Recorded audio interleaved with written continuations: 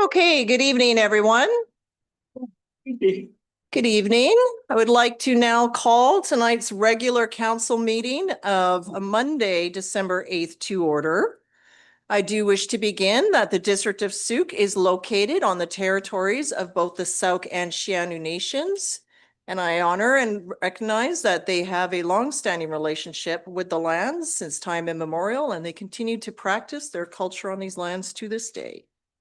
Council, I'll turn your attention please to the agenda. First up is 3.1, and that is that the agenda for the December 8th, 2025 regular meeting of council be adopted as presented. Moved by Councillor St. Pierre and seconded by Pearson. All those in favor, please. Any opposed? That's carried unanimously. Adoption of meeting minutes. We have our regular council meeting minutes, that the following council meeting minutes be adopted as presented November 24, 2025 regular meeting. That's moved by Councillor St. Pierre and seconded by Councillor Bateman. Any questions or corrections? Seeing none, all those in favor? And that too is carried unanimously. Thank you. Our first item up today is our official community plan bylaw number 800 2022. Here for council to consider third reading and adoption. This follows the public hearing held last week. As public hearing items or public submissions have closed, that's why this is ahead in the first item of business tonight. So I'll turn it over to staff. Welcome, Councillor McMath. And to walk us through the report, please. Thank you. Okay, thank you.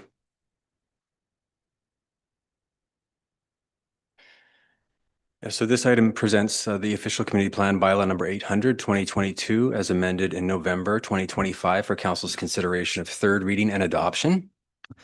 This presentation will provide a concise overview of how we arrived at this stage, as well as a summary of the public input received leading up to and during the public hearing. The purpose of this presentation is to summarize the written submissions and verbal input received at the public hearing, how those themes relate to the bylaw, and the implications of moving forward or not at this stage. There's been substantial feedback, much of it strongly worded and focused on the foreshore and environmental development permit areas. You'll hear that there has been support for the OCP's overall direction, particularly on climate action, housing, and growth management. My goal with this report and presentation tonight is to respect the depth of feeling in the community, including from longtime Sooke residents, while providing council with a clear professional recommendation grounded in the Local Government Act, planning best practice, and the district's long-term needs.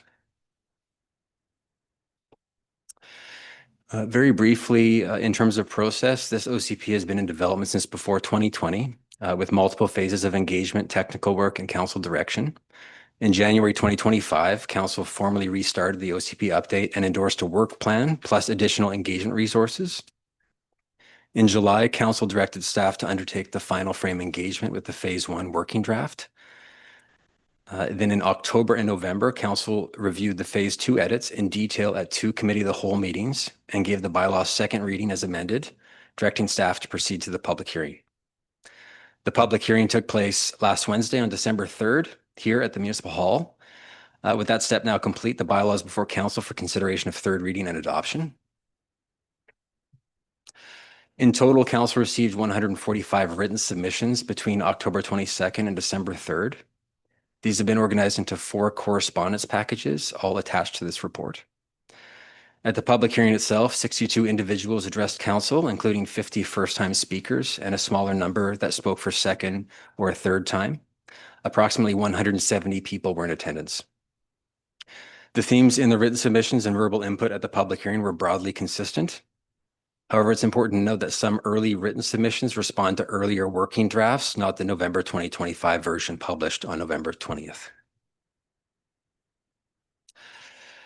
What we heard is that this community cares deeply about what happens in Sooke, especially along the waterfront. There are strong views on both sides. Many submissions support the OCP as a balanced, forward-looking plan that integrates housing, environmental protection, climate action, and the growth management into a single framework.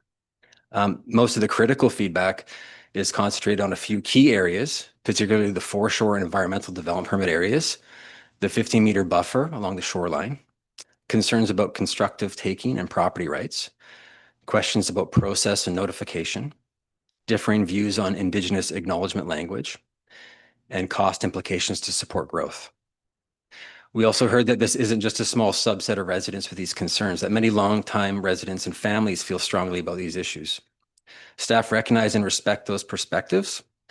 However, it's important to remember that the OCP is intended to serve the community as a whole, including current residents, those who did not participate in the public hearing, and future residents who will live with the outcomes of this plan. First, I want to acknowledge the many supportive submissions. These writers and speakers describe the updated OCP as a balanced, forward-looking plan that finally pulls housing, environmental protection, climate action, transportation, and parks into a single coherent framework. They highlight the need to move beyond the 2010 OCP and the importance of having clear policy direction for the town center, waterfront, and transportation network. Notably, many of these residents do not agree with every single policy. Some question particular trail concepts. Some would prefer stronger or softer climate language, but they still urge council to adopt the OCP now and make refinements through amendments over time, which is an important point, as in BC, OCPs are living documents. Adoption is not the end of the conversation. It's the foundation for future, more targeted updates as conditions change. The single largest theme by far relates to the foreshore development permit area and the related environmental DPAs. Waterfront owners in particular expressed concern about the 15-meter foreshore buffer, often referred to as a setback, and the possibility of overlapping DPAs that could trigger professional reports. People spoke about fears related to decreased property values, rebuild rights, and whether routine family scale projects would become impossible or unaffordable. Others urged council to go further, to reinstate a 30-meter foreshore buffer and strengthen the DPAs. From a staff perspective, environmental and foreshore DPAs are intended to balance private enjoyment of waterfront property with the obligations to protect the natural environment and to address hazards like erosion, flooding, and slope instability. A 15 to 30-meter buffer or a review area is a widely used standard in coastal communities on Vancouver Island. And in Sooke's case, a 50-meter setback from the high water mark already exists in the zoning bylaw and has existed there for over a decade. To be clear, the foreshore DPA would not create any legal nonconformity related to the use or siting of a building or structure. Again, I want to be clear about what DPAs do and what they do not. Development permit areas regulate how development occurs in sensitive or strategic areas. For example, siting, grading, vegetation retention, shoreline stabilization, not whether the land can be used at all. Zoning continues to regulate use and density and is a separate bylaw. DPAs provide additional guidelines to ensure development is carried out responsibly. So in other words, zoning is the what and where, and DPAs are the how. The OCP includes explicit exemptions for routine yard maintenance and garden maintenance, invasive species removal, hazardous tree removal, and maintenance of existing structures. Those homeowner scale activities that exist today will not require a development permit. Rebuilding in the event of a major loss of property is a matter for the LGA zoning bylaw and BC building code. Also, where multiple DPAs overlap, applicants still submit one development permit application. And in those cases, staff will apply a proportionate approach. So minor development projects with low risk will typically require minimal or sometimes no professional reporting. Another major theme was concern about process and notification, especially from waterfront property owners who felt they should have received direct email or direct mail from the foreshore regarding the foreshore DPA. Sorry. Under the Local Government Act, there is no requirement for parcel-specific notification for an OCP or for DPA designations. The only statutory notice requirement is prior to the public hearing, which the district fulfilled through newspaper, advertising, and online postings. However, recognizing that this isn't just any bylaw, the district did, of course, go further. For example, information was included in the 2025 property tax notice, which was mailed to every property owner, directing them to the OCP project webpage. Staff also maintained an email list of more than 1,200 subscribers and ran significant engagement through 2020 to 2025, including the final frame round this year.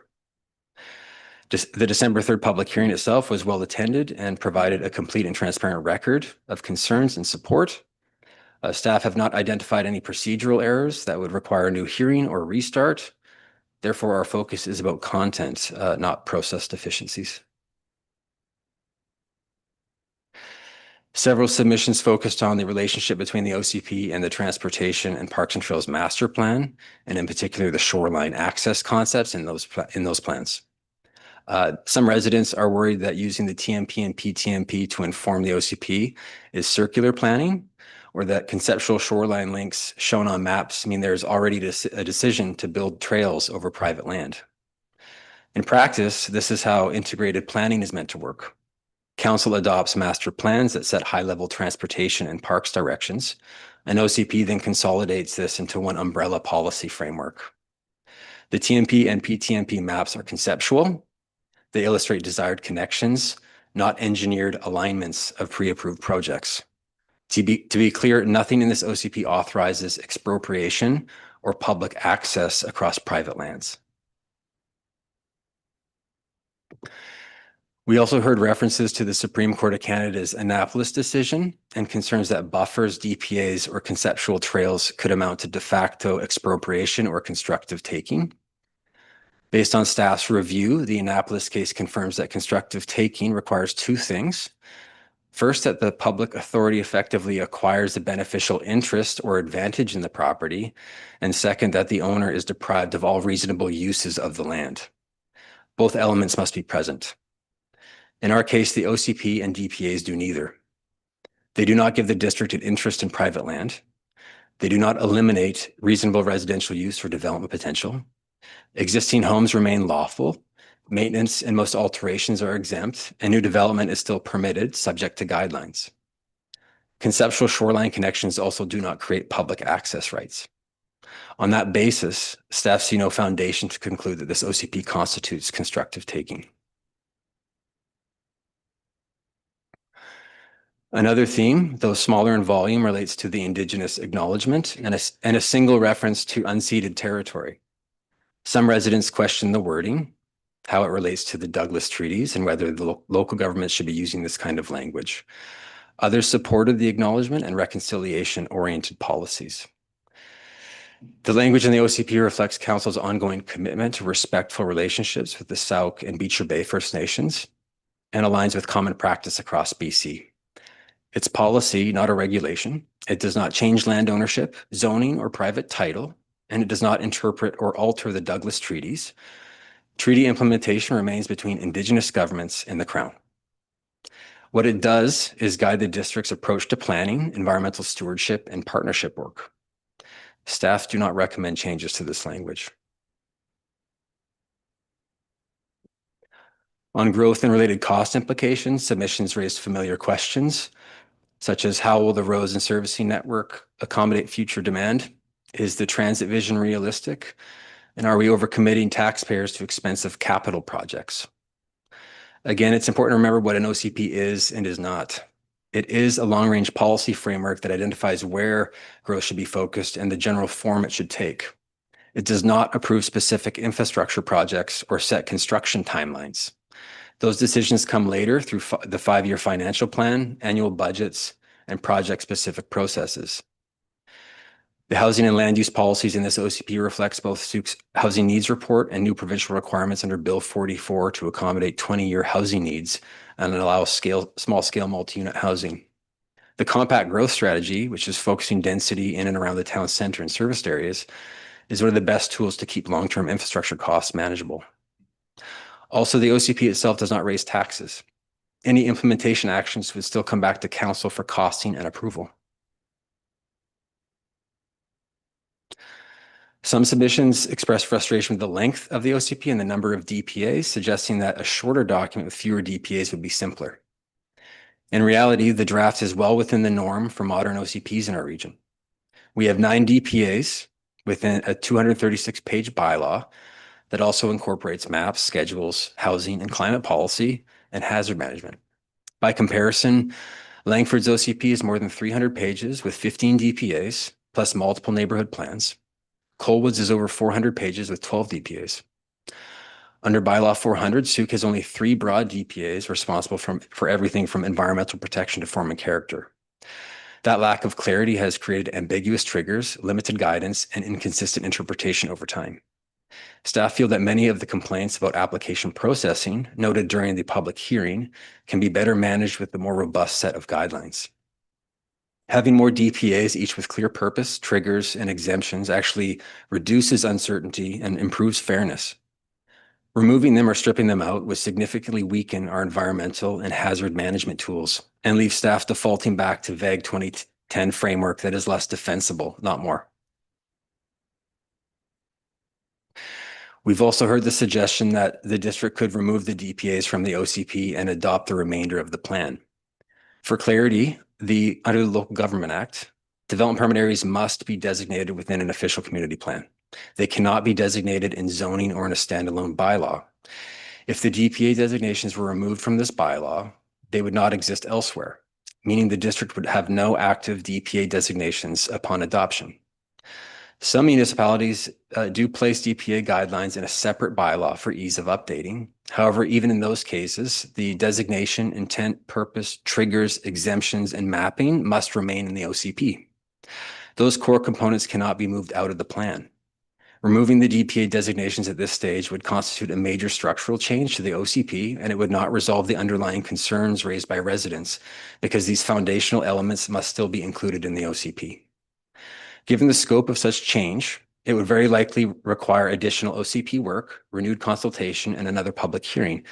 For these reasons, staff are not recommending removal of DPAs or its guidelines from this OCP. Should council proceed with third reading and adoption, the OCP takes effect immediately. From that point forward, implementation becomes an administrative process managed by staff.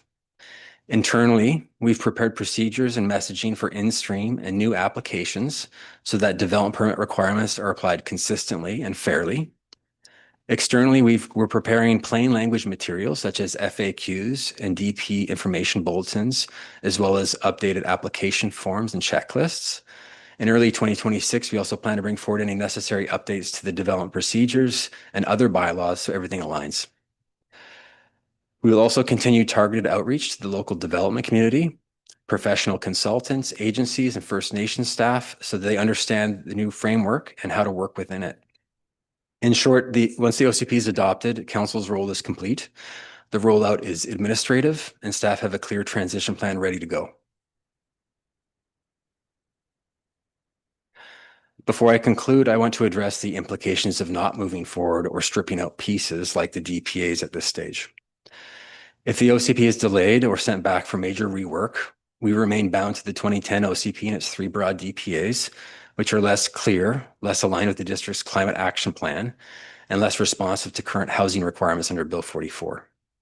That leaves staff with weaker tools to manage environmental risk, growth, and forming character in a rapidly changing community. It also prolongs uncertainty for residents, as well as applicants who are already trying to understand what rules apply to their projects. Starting another round of major changes, especially on fundamental tools like DPAs, would also, of course, require additional staff time, cost, and another public hearing, all while we face tight provincial timeline to update this document before the end of the year.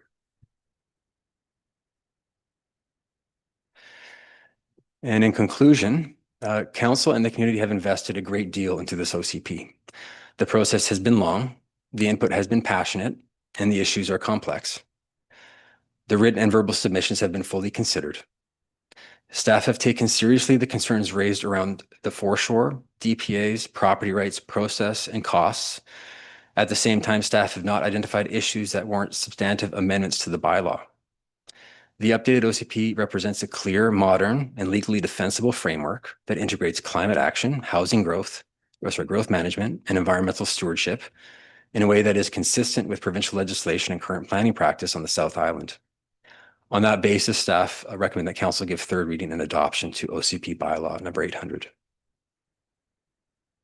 And the recommended motion is included on this slide. This concludes my presentation. Thank you. Okay, thank you very much. Was there a point of order or? Well, it's going to remain.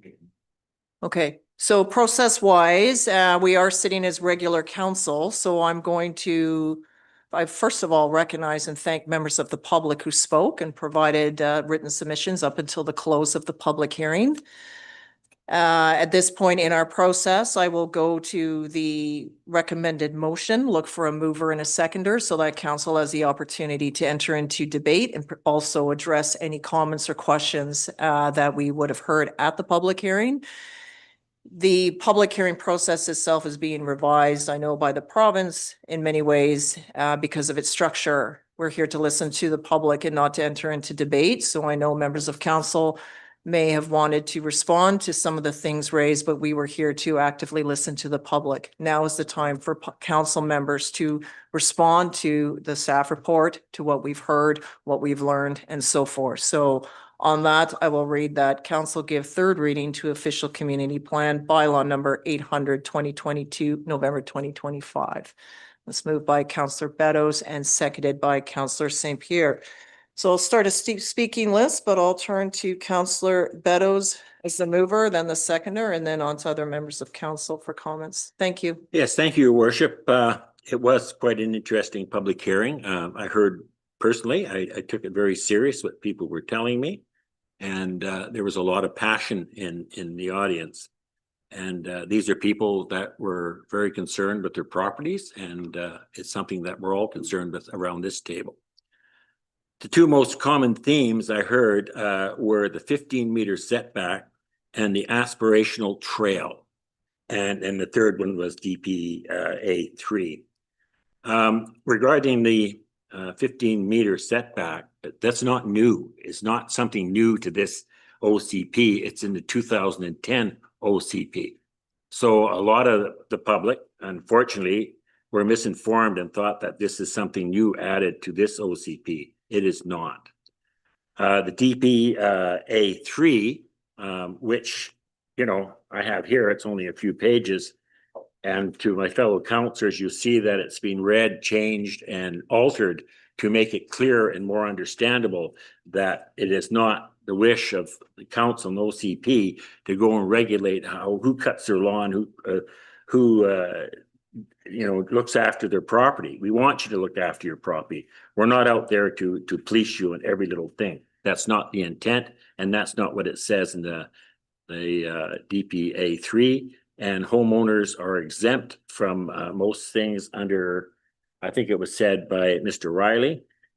So the other thing that I was concerned about was the aspirational trail. This caused a great deal of commotion because it sounds like we were going to go down and rip a trail through your property, take your property, expropriate it. That's not the case. The aspirational trail comes from the Parks and Trails Master Plan. Here it is. It was passed 7 years ago, and it shows a little green dot around the harbor, and it's marked, sorry, I had it upside down for me to read, aspirational trail. So I looked into what aspirational means, and some synonyms are aspirational, desire, longing, wish, dreams.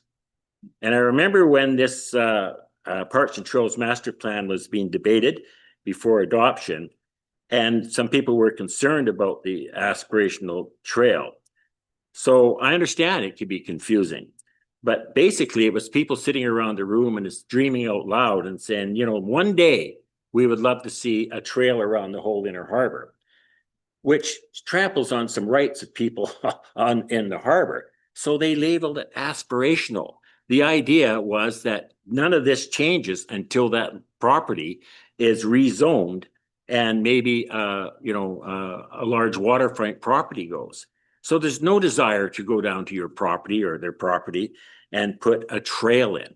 I know people are suspicious, and I don't blame them. I guess if I had waterfront property, I would not like the looks of that little green line. But that's in the Parks and Trails Master Plan. If this OCP didn't pass, the master plan is still in effect.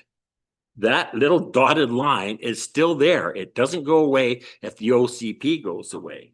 So my suggestion is somewhere down the line, we better have a look at that Parks and Trails Master Plan. And to me, it's not necessarily taking the line out, but better define what is meant by aspirational. So it gives some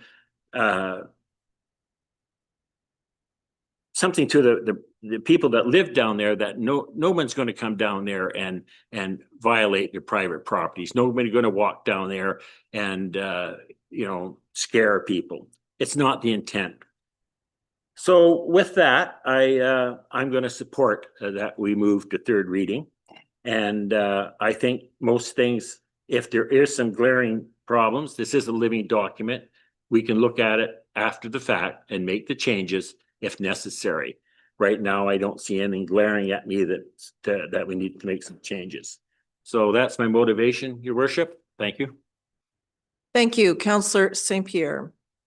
Thank you very much, Your Worship. I'm gonna have to apologize right at the outset because during public hearing, I wasn't able to say anything and it just built up. And I then spent a lot of time just trying to figure it all out and write it out because I wanted to be able to communicate clearly. I'm really sorry, actually, that we don't have more of the people that are passionately worried about their waterfront property rights, because this would be a good opportunity for them to hear other things. But having said that, most of what needed to be said about that has been said by Councillor Beddoes. The only thing I'd like to maybe add to that is that unfortunately, there was a significant amount of misinformation, disinformation, and some of it unnecessarily alarming on that particular topic. I would encourage any residents who believe they may be affected and their property rights affected to seek information directly from district staff or from a member of council. During a public hearing, we're not allowed to comment, even if we think it's inaccurate. This created a challenging situation because it's further challenging for staff because they don't actually have a public platform to defend themselves in any way, shape, or form from this sort of thing. Which means that the only thing that they can do is really answer questions if you actually go to them and ask them, which I recommend. Our staff are dedicated professionals whose role is to protect the public interest. They're well paid to do so and provide clear evidence-based guidance. Please make use of that expertise. Someone commented that during the hearing that a climate of uncertainty had been created, and I agree that uncertainty exists and it was probably created, but not by the district or by the OCP. The OCP was actually fairly clear, and staff has made a lot of efforts during open houses and since the very first time we had a public hearing, and it all came out the first time, to actually rectify that. Unfortunately, it's understandable to mistrust local government, as Councillor Beddoes pointed out, but it's equally important not to place blind faith in a single source of information. Please triangulate your information, check the reputability of your sources, and think carefully. Otherwise, you do risk being weaponized for an agenda you may not understand. Concerns were raised about costing for the aspirations. A lot has already been said on that. I don't want to go over that too much, except to point out that if we actually did cost out and had reports on every property to explain how everyone might be affected, we would effectively be doing the work twice at huge costs, enormous time implications, and raising everybody's taxes so that the people who wish to develop could know exactly ahead of time whether or not it affects them. That's not the way it works because the cost of development is supposed to be borne by the developers. Otherwise, it does get passed on to the taxpayers, and that's not really what anybody wants. So, although it seems reasonable to say, how can you do this without being ultra clear as to who's affected? That's never the way it's worked because otherwise it's way too expensive for the public. And I'm just gonna leave that there. There were concerns about language around equity and reconciliation. I think that staff has made that fairly clear. I would like to just make it clear that we're not independent in setting direction on this. We're following the mandates and expectations of senior governments and reflecting a broader societal movement. Excluding equity and reconciliation considerations would be just as likely, if not more likely, to create or expose us to legal risk, and in fact, creates more division in the community and in society. The OCP has been reviewed, approved by the province and our legal advisors, and I believe its current direction is appropriate and responsible as far as those considerations are concerned. And finally, I want to address, well, not finally, but I want to address the DPAs. The DPAs, as far as I can tell, were intentionally designed to reduce the complexity, increase clarity. Clarity being the key word here. As we heard over and over during the public hearing, developers are immensely frustrated by coming in, the language is unclear, who's interpreting it? Well, it's the staff. Okay, that's great. Why did the staff change? Why did this change? Now I have to go back to the beginning, ground zero. If we don't include the DPAs, we're right back to that. The DPAs were designed specifically to address those concerns. So I appreciate those concerns, and it's good to know, well, in some ways, it's not good to know that people are still frustrated by that, but it's good to know that we have a solution potentially in place. Once the DPAs are in place, Things like someone goes in to have their door changed from one spot to another in their house, and they're asked for a geotech survey will not be happening. Right now, with a new staff, that can still happen. This is absurd. Insisting that we remain with the 2010 and the existing situation is encouraging ongoing nonsense, and staff does change. It will continue to change. So having it as clear as possible, so it's no longer possible for staff to easily change the interpretation from one staff to another is critical. And the language is designed by staff so that that is likely to happen. Now, if there are problems with that, that's where you go back and amend the OCP to make sure it is crystal clear. And anything like that should be brought to council. We need to know. But in the meanwhile, we can use what I thought was a great suggestion. This language should be beta tested. We should actually be checking it out with applications in queue. And keep in mind that the DTVAs themselves, the language itself, is still subject to change in the bylaw. There'll be more public consultation during the bylaw creation that will actually operationalize all this stuff. So it's not the end of the day. It's not, oh my gosh, they're there and everything is screwed. There's opportunities to change, adjust, fix, amend. Meanwhile, what we have is untenable, as everyone heard. We need to change this and we need to do it now. And I think luckily for you all, that's it for me. Thank you. Councillor Pearson. Yes, thank you. I guess it's going to be one of those nights. I would make a motion to amend the recommended motion.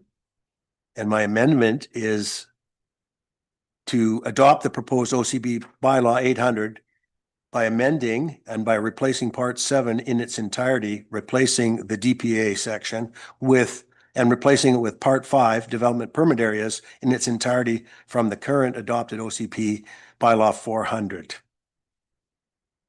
Okay, so there is an amendment by law, and that is to remove what is proposed in the current draft at second reading Yes, with the 2010 OCP section 5. section 5 from replacing part 7 in its entirety, which is there, and replacing it with part 5 development permit areas from the previous adopted OCP bylaw 400. Okay, is there a seconder for that motion? Councillor Haldane is seconding. So on the amendment, go ahead, Councillor Pearson.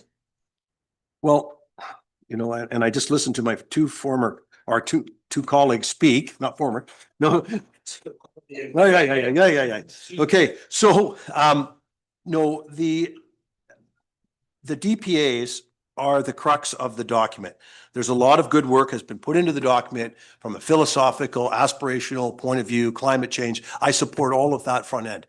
I cannot support in its entirety a DPA area that erodes property rights. Even at the inception of those property rights being taken away, too much complication, too much cost, too much ambiguity around property ownership.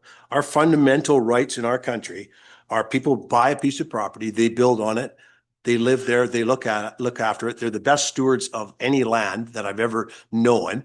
To be saddled with unknowing restrictions, permits, requirements, documentation, surveys, studies, all of those things, it scares a lot of people. And I think that we have an opportunity to implement DPAs. And I just heard two councillors say that people don't know. And if we have the opportunity to add these to our and there was I'm going to challenge through the chair. There was an opportunity for us to move DPAs to standalone bylaws, that it isn't required that they be in our OCP. However, it gives us a fuller open discussion. The opposition that I heard the other night came in the form of the DPAs. People who have lived here for multi-generations. I looked across the audience and I saw people who have owned their property, waterfront property as an example, for 75 and 80 years. And I know that for a fact. They didn't speak, but they were afraid. They talked to me in public. They were afraid. They're afraid of their property rights being eroded. And I think it behooves us to just take this section out, keep the existing DPAs, and move forward with the OCP. We know we have to have an OCP. We can implement with Bill 44, which is the only provincial requirement at this point, and we have to update our OCP every 5 years. So that's Okay. my amendment. Thank you. Thank you, Councillor Haldane. Yes, thank you very much. So I looked up on AI, are DPAs required in an OCP in British Columbia? No. Development areas are an optional though common component of an official community plan in British Columbia. Local governments in BC are not required by provincial law to establish DPAs in their OCPs, but they are empowered to do so under the Provincial Local Government Act. Key points on DPAs and OCPs in BC. Optional designation. The Local Government Act states that an OCP may also contain optional policy statements and development permit area designations indicating they are not mandatory. So that would be something we could put in if we're wanting to have these DPAs thrown in there. You could put in that they're not mandatory, they're optional. I mean, that would be another way to deal with this problem. The point I'm trying to make here also is that it was said during the initial speech by our planner that DPAs are a requirement. Well, they're not a requirement. So I find that the report is a little bit biased. It did say some things in there that I don't agree with, and that we're giving misinformation out, as two of the councillors have already pointed out, but it's done by us, not by people in the public. So again, I have an issue with the DPAs being part of the OCP document, and we've been given some different information by staff regarding what the expectations are and what they're there for. Okay, thank you. I'm going to just comment on the amendment and then go to other members of council. So just for myself, I was concerned with what I heard from members of the public. I don't like people living in fear in their house or concerned that we're out to expropriate land. That would certainly be a concern for me, no matter where I lived in Sooke. And so there was a time though, so just a bit of background on what I've been doing. I reread the OCP. I reread our current OCP. Then I decided to read the 2001 OCP. And then because I just decided to read more, I decided to read the Land Development Guidelines for the Protection of Aquatic Habitat, which the 2010 OCP recommends, along with a whole other streamside series that I couldn't find. And then I also read the Sooke Harbor Basin Inlet and Management Plan from 1989, because I wanted to know when exactly all of this came into play. I also then read all the minutes in Sooke history, because I wanted to see the impact of when we not only adopted OCPs, but when on significant waterfront development occurred and what concerns the public raised at that time. So I've probably over-researched the matter, but given that I have this OCP here, the concern with the amendment here just makes, I thought we wanted something more transparent and streamlined, not as onerous and bureaucratic. Well, in the current OCP right now, and it says here in this Part 5 development permit areas, some of your requirements right off the bat. You will be required to submit appropriate reports certified by a qualified professional indicating land use suitability for their proposal, which should include any so-and-so geotechnical reports, environmental reports, wildlife studies, rainwater management plan, archaeological impact assessments, traffic impact assessment, or wildlife hazardous assessments for land greater than 4 hectares. It also goes on with some more pieces here, but it also talks about who is exempt. So in the new OCP, if it's 4 units or less, you are exempt. If you are rebuilding on your current footprint, you are exempt. If your house is a total loss, you are exempt. In the event that you need to move your house due to septic or footprint or unbuildable slope stability or whatever, we have a board of variance to deal with that. That is not the case right now. So mixing the two together with dated policy from over 10, like this is 2010 adoption to current now is 2025, 15 years ago, and mixing the two together, I think would make it very confusing. The language isn't the same. The references to the Local Government Act and so forth are all very different. I thought the intention here was to streamline this. In fact, I recall council actually engaging in outside expertise to give a high level overview on what we should be doing. And one of the recommendations was to get on with adopting a modern OCP. So to now mix, let's just like, we might as well mix them all together.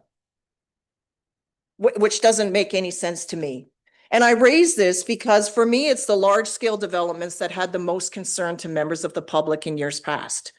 Namely Sooke Point, Mariners Village, the Prestige Hotel, large scale impacts and what the impact on the natural environment would be. And it's all in the minutes. You can see the concerns from residents that were raised. There was a concern when this was adopted about a shoreline trail. The shoreline trail is in here. If you look at further to what Councillor Beto said, shoreline trail and a boardwalk is fully depicted in these maps. The environmental sensitive area is on map 5. It includes every waterway in the district with a 15 and 30 meter setback noted in here. That's how it flowed into the zoning bylaw. It's always been here. It's also noted in this one here. This one, by the way, for commercial use is a 45 meter setback. So that's likely why it was changed in 2010. But I don't know all of that. Putting this in here, because then you'll have to all read this DFO documents and find the other streamlined ones in addition to all the other plans and study. So I think that's one way just to simply slow down any type of development that occurs in anywhere, because they would be confusing. So I can't support this amendment. What I would support, I'll mention after we get off the amendment, but that to me, you're just mixing too many worlds together here. It's dated 15 years ago to today.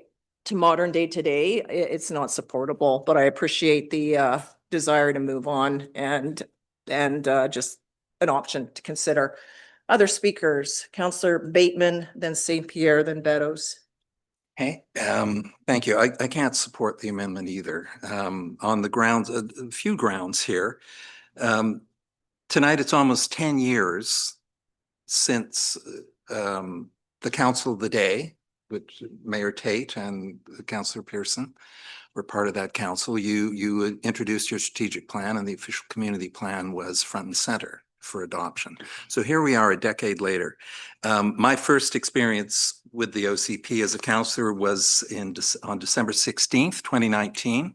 And our senior planner of the day, Ivy Campbell, came to us and presented a guideline, a report here. What is an OCP?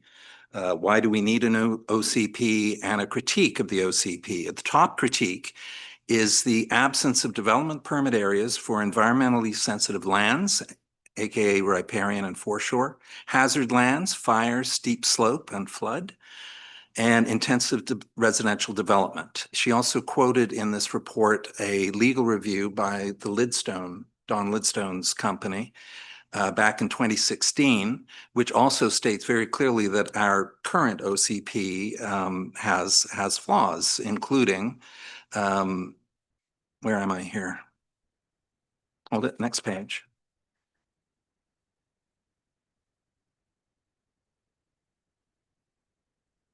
Development permit areas and organization of policies throughout the document. Because if you've tried to work through, blessings to all those who contributed to that document, but there is a steady flow of policies and actions, alphabetically lettered from A into A to Z, and the OCP needs updating, definitely, and the DPAs as well.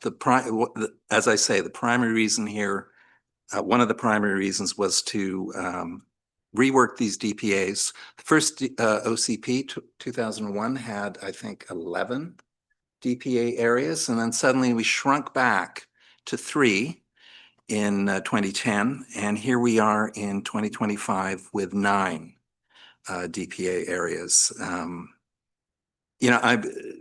Councillor Haldane's comment about is completely contrary to what the staff report states. The staff report states that the LGA, Local Government Act, requires DPA designations within the OCP, and those are separate to guidelines. And guidelines can occasionally be taken out of a DPA section in the OCP, and as Mr. Riley said in his report, included in a separate development permit guidelines bylaw, or as an appendix to the zoning bylaw, which is what's happening in Langford.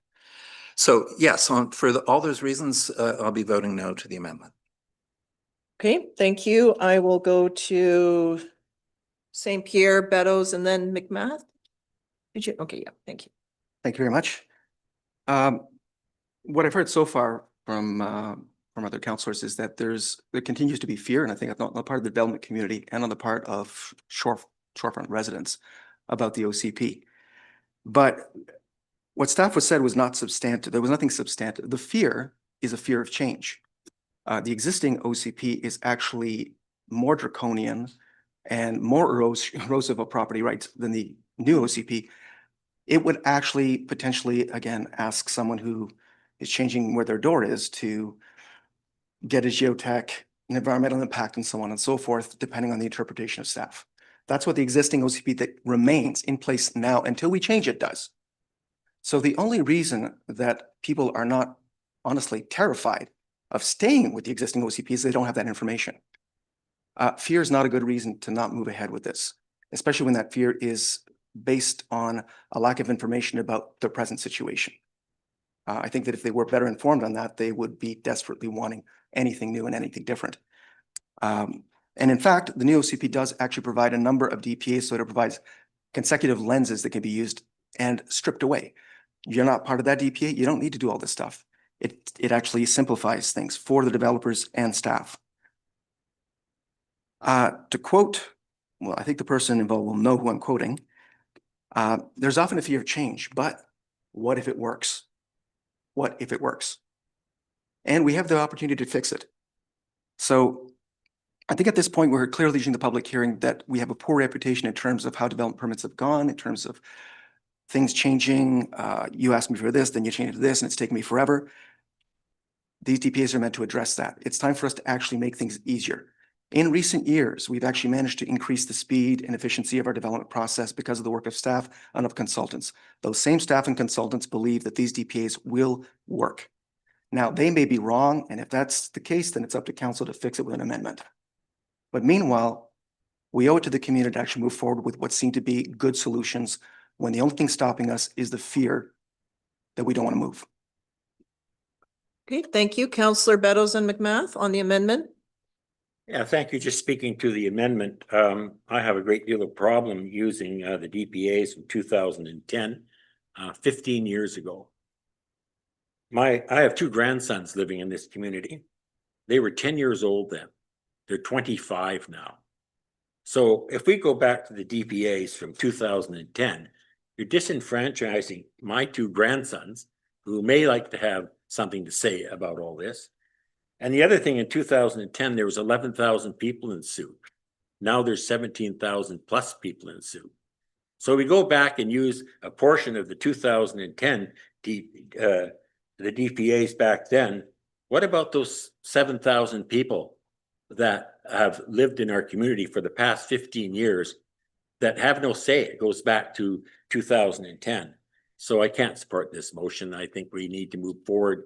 We need to move into the 2015s and get to the 2030s. We've got a lot of problems to solve in this community, and we can't keep going back to the old days and doing things in the back of a cigarette package. So I will not support this motion.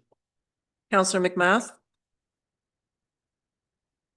Apologies for being late. There was a car accident on Sooke Road. I just had a couple of questions. If we went back to the 2010 DPAs, does anything within those DPAs, is there anything adverse from our current OCP? Like if we merge those in, is there any language that doesn't align? I'll have staff answer that. Yeah. So through the mayor, we would have to review that in detail. But yeah, there's some conflict immediately, I think, with using the old DPAs in our existing document. One of them is just with the SMU consistency, because we do trigger development permits for a certain number of units, for example, which may not be conducive or aligned with provincial guidelines. Also, I think just the flow of the overall consistency between the development permit area guidelines and our vision statements, objectives, et cetera, are inconsistent as well, and they would be outdated. So we would have to look at that in more detail to give a better answer. Okay, thank you. because I understand where Councillor Pearson is going, and I do agree the DPAs are the most contentious issue, and for me specifically, it's DPA 3. Councillor St. Pierre, you are asking for trust, and you have made the comment multiple times where it's, if it's not working, we'll fix it. But I would challenge that. So if I want to cut down a tree on my property and I'm a waterfront property owner, I need to get an arborist. So now I am paying thousands of dollars to have it assessed and then have it removed. And then if that comes back after multiple incidents, and then we decide that that is not working, there must be another solution. Are you going to reimburse those residents? Because we're talking about housing affordability, and there are some people that are barely holding on to their homes now. And some of the language around there is specifically for a hazardous tree. How do you qualify a hazardous tree? So now you have to get an arborist. So there are cost pieces in there that have a significant impact on property owners. So please don't be dismissive of the fear. And we do need to take some accountability for misinformation. And it's part of the process. And it's great because what it shows is there is a lack of clarity.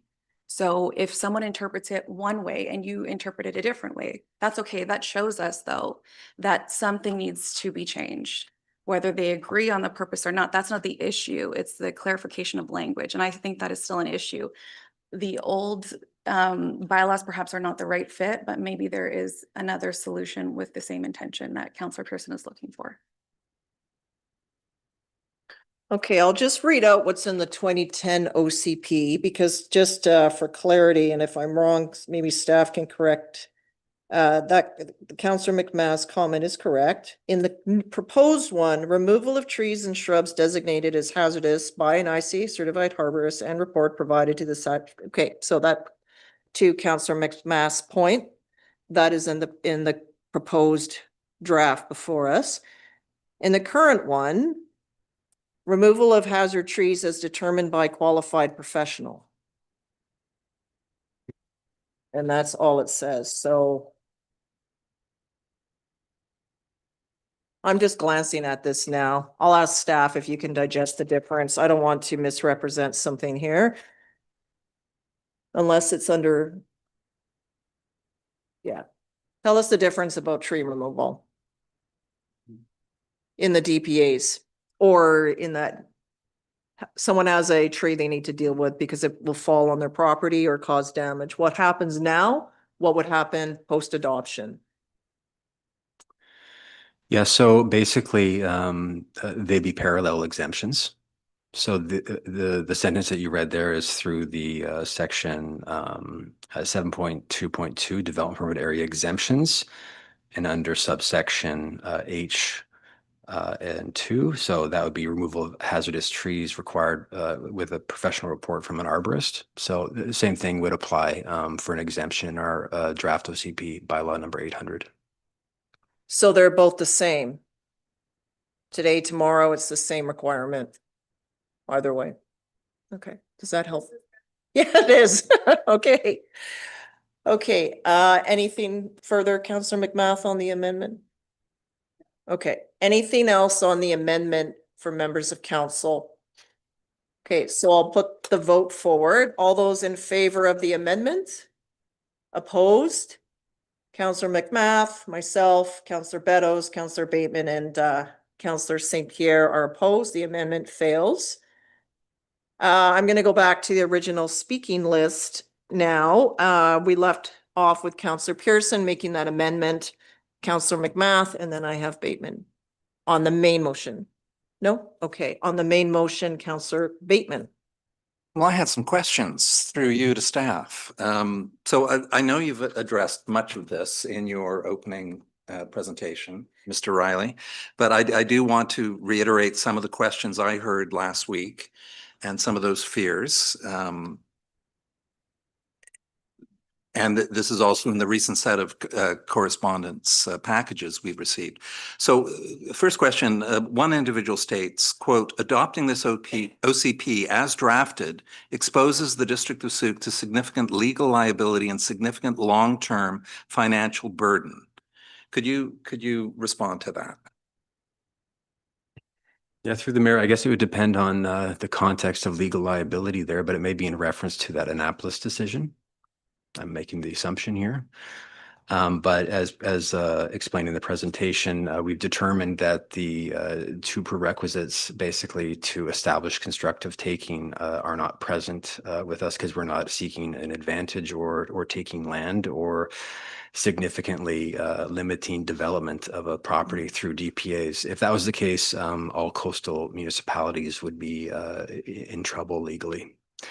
And sorry, the financial burden? Financial burdens imposed on the district and future taxpayers by the OCP. Yeah, as noted, we do have some aspirations and there's some action items with short, medium, and long-term plans for those to basically achieve the vision of the OCP and its objectives. So this it's mainly an aspirational document, but of course the costing and the specifics about those plans would come back to council as part of a budgeting process, 5-year financial planning. So every future decision based on infrastructure projects or trail construction, for example, if that becomes a major capital project, that would be in front of council for approval at the year-end budget time. As we will be doing on our annual go-round in January and February, determining a 1-year budget and a 5-year financial plan based on the available revenue and operating reserves. Question, how many open files will be impacted?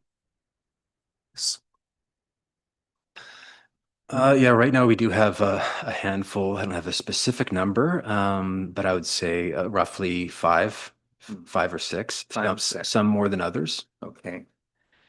And there is an exemption for in-stream applications. Is that not correct?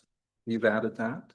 Through the mayor. So the Local Government Act does have some parameters around grandfathering, so to speak, of applications that have been triggered through subdivision. So that provides a 1-year grace period. So any sort of development approved as part of a subdivision development permit would be exempt for a year. Okay, so all this new red tape, you're going to have to hire additional staff to manage the new DPAs, we're told in the correspondence. Through the mayor, yeah, that's to be determined. We do have a full contingent of staff currently. We do have staff working many hours on the OCP as well, including myself. So that time would be reallocated towards development files or other long-range projects, which we need to free up, obviously. But yeah, I guess it would be up to us to monitor to understand capacities and I guess application processing timelines. But I think with all the work that we have accomplished in the last year or so, with the added exemptions, there's a lot more exemption language in the OCP as well. Exemptions of 4 units or less. Our procedures bylaw that has delegated authorities or for variances that council approved. I think that has seen significant benefits in terms of turning over applications. So, but yeah, to be determined. Now, I have lots of these. I should probably pick and choose a little better here. Now, here was a question. This came out of one of the correspondents. They claimed the new DPAs lack clarity compared to the current set of 3. Thoughts on that? Yeah, certainly through the mayor. So with the 3 broad development permits, we do have basically nothing that guides us in terms of for environmental protection purposes. We have nothing to protect or to guide development that occurs on the foreshore.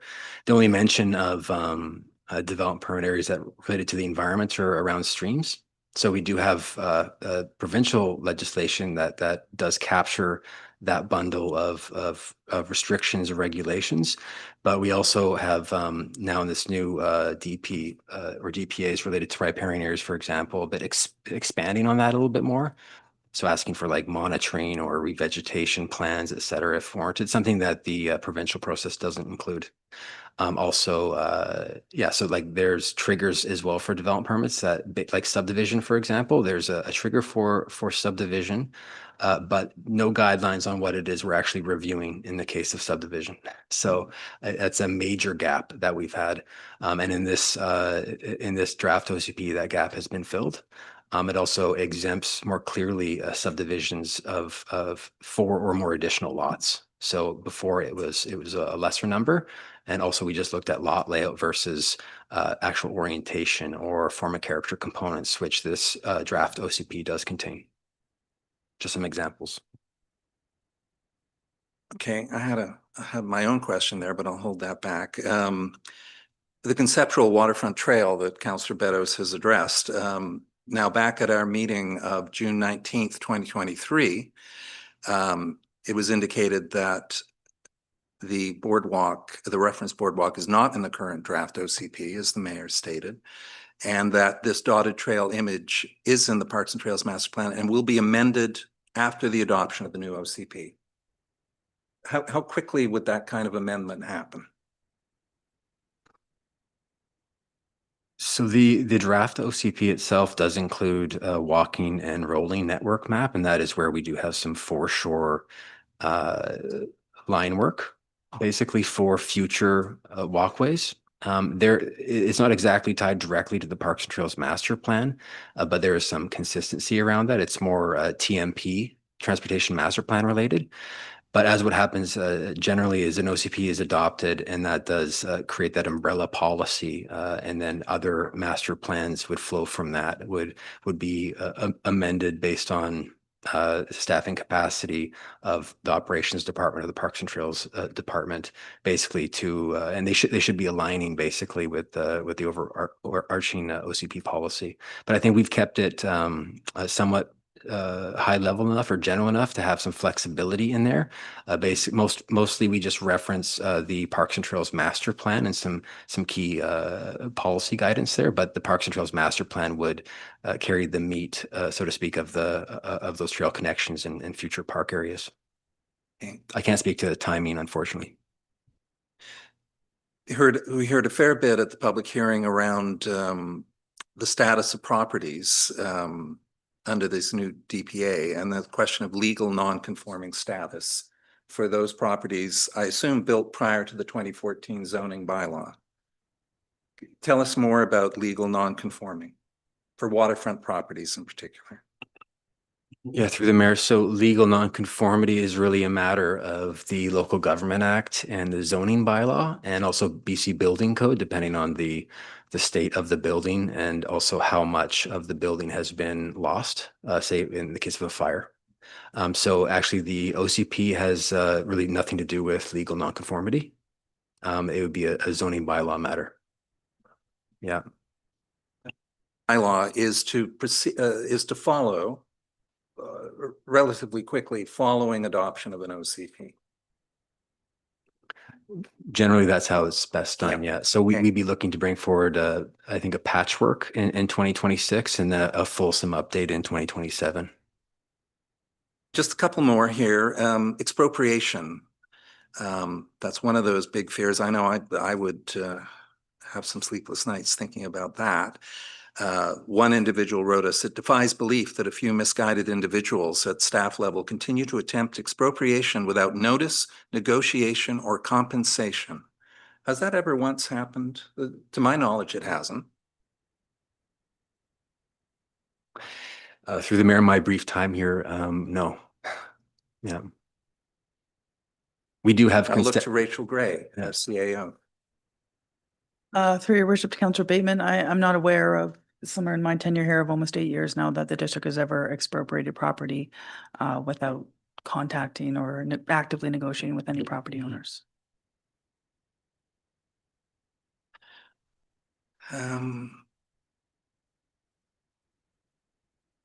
And finally, I'll just, I heard this wave of litigious actions should this OCP go forward. So, and to quote one letter writer, "The lack of evidence-based data and consultation with private property owners could present grave legal challenges for the District of Sooke." So I believe you've told us this document has been legally reviewed. Is that correct? Through the mayor, that's correct. And can we rest easy as councillors, knowing that we are not putting the district at grave legal risk? My understanding is correct, yeah. Councillor McMath? Can you just walk us through the process for amending anything within the OCP? Should we discover that it's not working the way it was intended? Through the mayor, it would be a process similar that we're going through right now. So there'd be a public hearing. So first, second reading, public hearing, third reading and adoption. Okay, and for that to occur, is that something like that you would report back to us? Like in your day-to-day, you're finding that this section is not working, or it doesn't align with another section of our bylaws. Is that something you're going to bring forward as well? Yeah, I think if something is substantially ineffective, or we do raise a red flag with a guideline, for example, and get feedback, we would certainly bring that forward to council, maybe seek direction on next steps. And I think we'll have an opportunity certainly in those 5-year update cycles that are legally required now. But if something has to happen in between those phases of updates, then we would certainly bring that to council's attention for direction. And if a property owner throughout their process thinks that they should be exempt, but there's a difference in interpretation, what is the process for that property owner? Yeah, so in that case, it could be elevated to council. We do have our procedures bylaw, which would allow for development permits basically to be delegated in the case where we're asking for requirements and an applicant says, no, I'm not providing those, and they want to move things forward, then we would allow them that opportunity. And basically, if push comes to shove, I believe it could land on council's table. Okay, kind of in the variance process, like ish. Similar, yeah. Okay. I like the delegated authorities generally take care of all the easy applications. So very straightforward ones. But yeah, if there is disagreement, then it would be up to the director to make that decision on if they want to deny or just move it straight to council. And if he does deny an application, Mr. Marshall, then the applicant would have the ability to appeal that decision. So In this room. correct. Okay.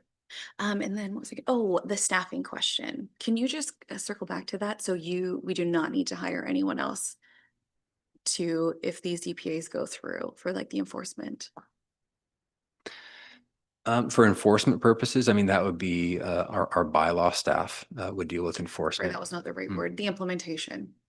Implementation, yeah, it should be relatively straightforward. We're already halfway completing our documents. I think the public facing ones and also documentation out to our development community as well. But yeah, I guess we'd have to monitor and to understand that fully. But I think from my perspective, we have a full contingent of staff that are capable of handling these applications right now based on current levels. Okay, and if you, just in regards to that staffing, once it is implemented, there should be no requirement for additional staffing beyond that. That's something that we couldn't guarantee because we don't know the volume of applications that are coming in. If we had 100 applications submitted tomorrow, we would obviously need more staff, right? But based on trends, I don't anticipate more staff being needed anytime soon. Yeah, just not in the flow or an surplus of applications, but rather just in the workload. Because if the goal is here for this to create simplicity for everybody all around, then I just want to know that it's not going to be a staffing increase for that it is working the way that it's supposed to. Does that make sense? Yes, I feel that we can handle it with existing capacity, but we really only know once it's implemented. Yeah, fair enough. Okay, thank you. Councillor Haldane. Thank you. Yeah, I mean, talked about it before, but it seems clear to me that the dialogue in this meeting alone, in talking about the content and the effects, just proved the point that not enough discussion was done with council so that we could all understand what we're passing here, what we're pushing through and talking about. And since back in 2020, there's been little input from council and basically little input and discussion from council amongst ourselves, amongst you guys before I even got here, to the point where you could understand what the content of the document was all about. We've got staff telling us all these different points of what the document's about and what to expect. And we've got a whole bunch of questions here and they're good questions, but those questions should have been done a long time ago. We should have been able to push through this document, get to a point where we all understood what each person was thinking. We could have dialogued with each other, and we did have a meeting there a few weeks ago and we covered some of the same ground. But that's the problem I've had, is the fact that I don't believe that we've had I think we've included public and we've included stuff. I don't think council has really got to wrap their head around what we've got here. And we're starting to learn more about it. And we probably learned more about it in the last 2 months than you knew about it in the last 5 years. So I find it odd that the process was done the way it was. And that's where I've had an issue from day one. And that's where I'm going to have an issue even in the future. But we're going to come together with this because we don't really have much choice.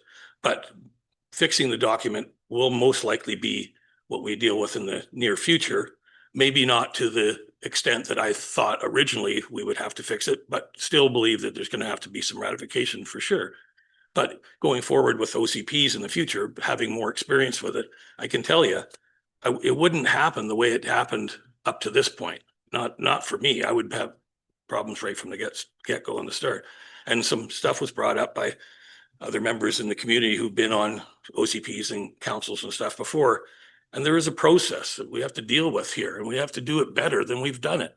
And that's why the public is feeling misguided. That's why they're feeling upset. That's why they're feeling like the information out there floating around may or may not be accurate. It's because we haven't given them any reason to feel that way.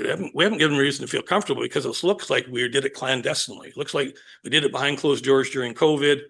And it looks like we were trying to push something through after COVID that we didn't let people really be involved a lot in. And people may agree or disagree, but there was a lot of input in that public hearing. And there was a lot of input in the public hearing that we had there a few years ago.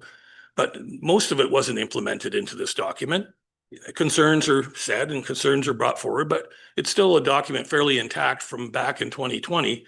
So realistically, from my point of view, and it's only my point of view, the public hasn't been listened to as much as they should have. I think we could have done better. We could have done more. I'm disappointed, but I'm going to live with what choices we make here tonight. Thank you. Okay, thank you. Counselor, I'll go back to Counselor McMath, then Pearson, then Bateman. I'll put myself in there somewhere. Go ahead, please, McMath. I half agree with you. There were absolutely some missteps. And when you have a section of property owners, specifically waterfront property owners, who feel like this has originated from nowhere, they're responsible, they're respectful, they are good caretakers of their land, and all of a sudden there's this information that they either didn't know existed before, or the 30-meter setback that we said was going to be 15 that came back at an open house that was 30. Those things created anxiety and stress. But I would point out that when we had our last committee of the whole meeting to go through the technical pieces of this document, there wasn't a ton that was actually brought forward. There was language clarity, but the basis of it and the foundation of it wasn't really strenuously challenged. And even like tonight, like I learned where I had a confusion with this bylaw, because to me it seems brand new. Well, it's actually not that far from it. So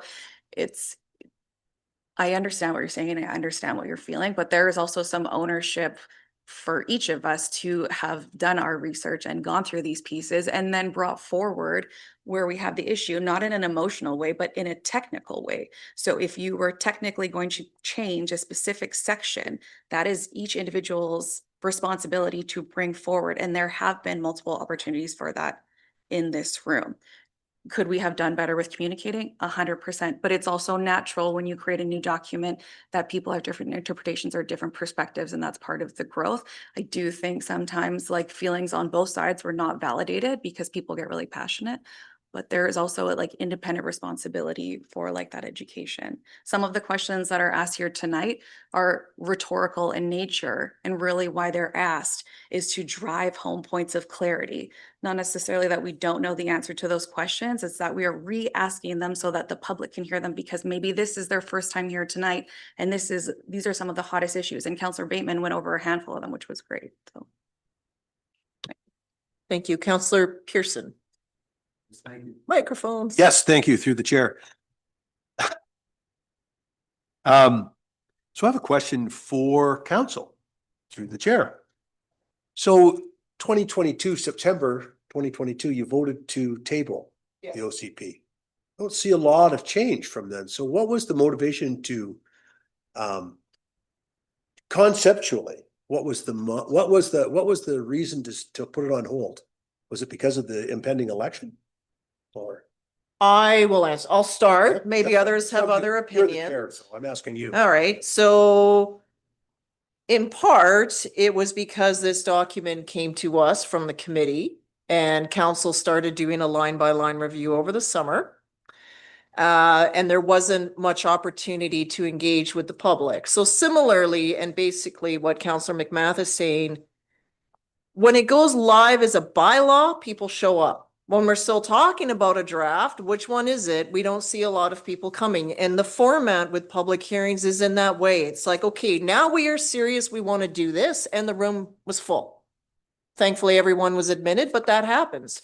When we're thinking about doing something, even setting a budget or strategic priorities, there's a handful of people in this room and we wonder and hope people are viewing online. But when it matters and it's actually evidenced in here, you see it. We also heard that the province was going to be coming down with legislative impacts to OCP and housing requirements and so forth. So was it the case of, do we adopt it only to reopen it and start the process again? Perhaps in hindsight, we should have, because now we would be in housekeeping mode. But we can't go back. Like in some ways, I woke up this morning and I thought we should have adopted it then. And now we would be housekeeping and refining it with Bill 44. But the one thing I cannot do is turn back time. So it's now, here we are, what do we do? So also at that time, we were well into the election. The majority of a large range of speakers that spoke that night were not here this time. Many were council candidates.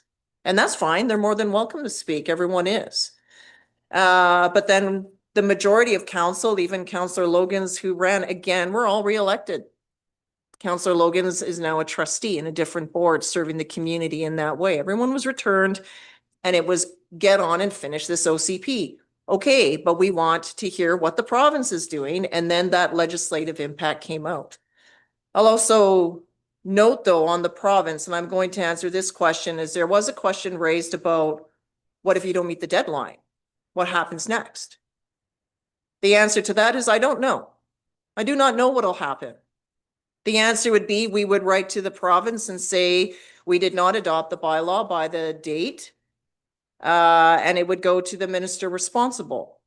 We went down this road with Bill 44 where we didn't adopt it. There was reasons though, because of the impact of growth in certain areas, similar to what was expressed to from members of the public recently. Within a very short order of the minister at the time receiving that letter, they wrote back and indicated we will adopt it for you and we will put in growth in every area of the community and your parking ask will not be adhered to. And that all came forward publicly.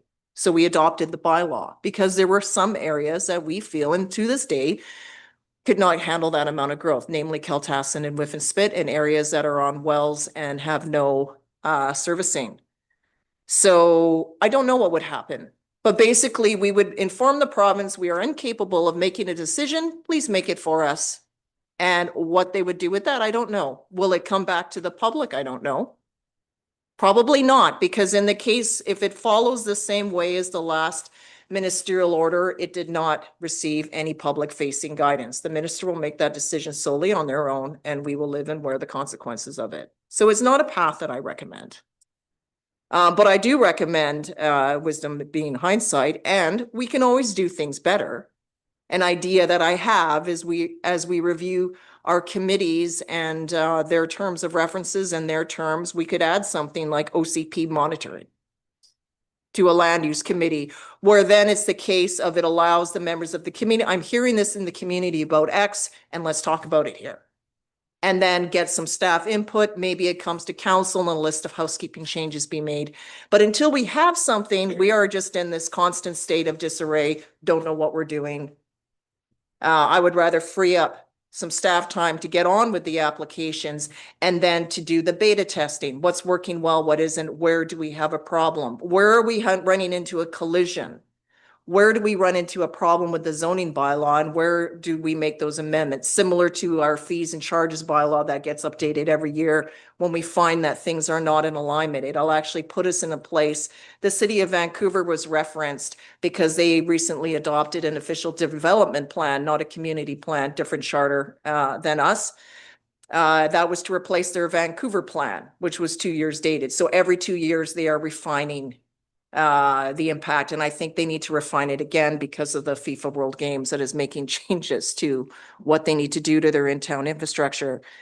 But I think that would be a way to do it. To Councillor McMath's point, if you hear something as a councillor, you always have that right to put a notice of motion forward at this table to raise an issue on something that you feel is important, and then to discuss that and see where that goes. So there is always that option if it doesn't come through one way, but it comes through council another way to bring that forward, get staff information, and then to go from there. So that always exists, but we need something to actually give us a foundation to work from. Otherwise, I just feel we're spinning our wheels again and again and again. Okay, other speakers, Councillor Beddoes in the microphone. So thank you, Worship. I just wanted to respond to Councillor Pearson's inquiry. It was a good question because in 2022, I was on the committee that looked at this, and I was certainly all for passing it at 2022.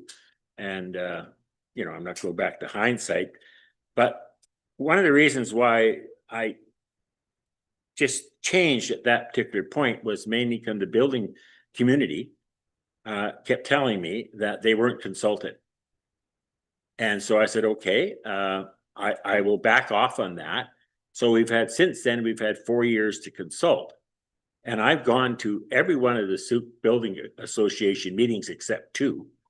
And in fact, even one time someone said, boy, you have a lot of guts to be here, which was interesting to me because I'm there to serve everybody.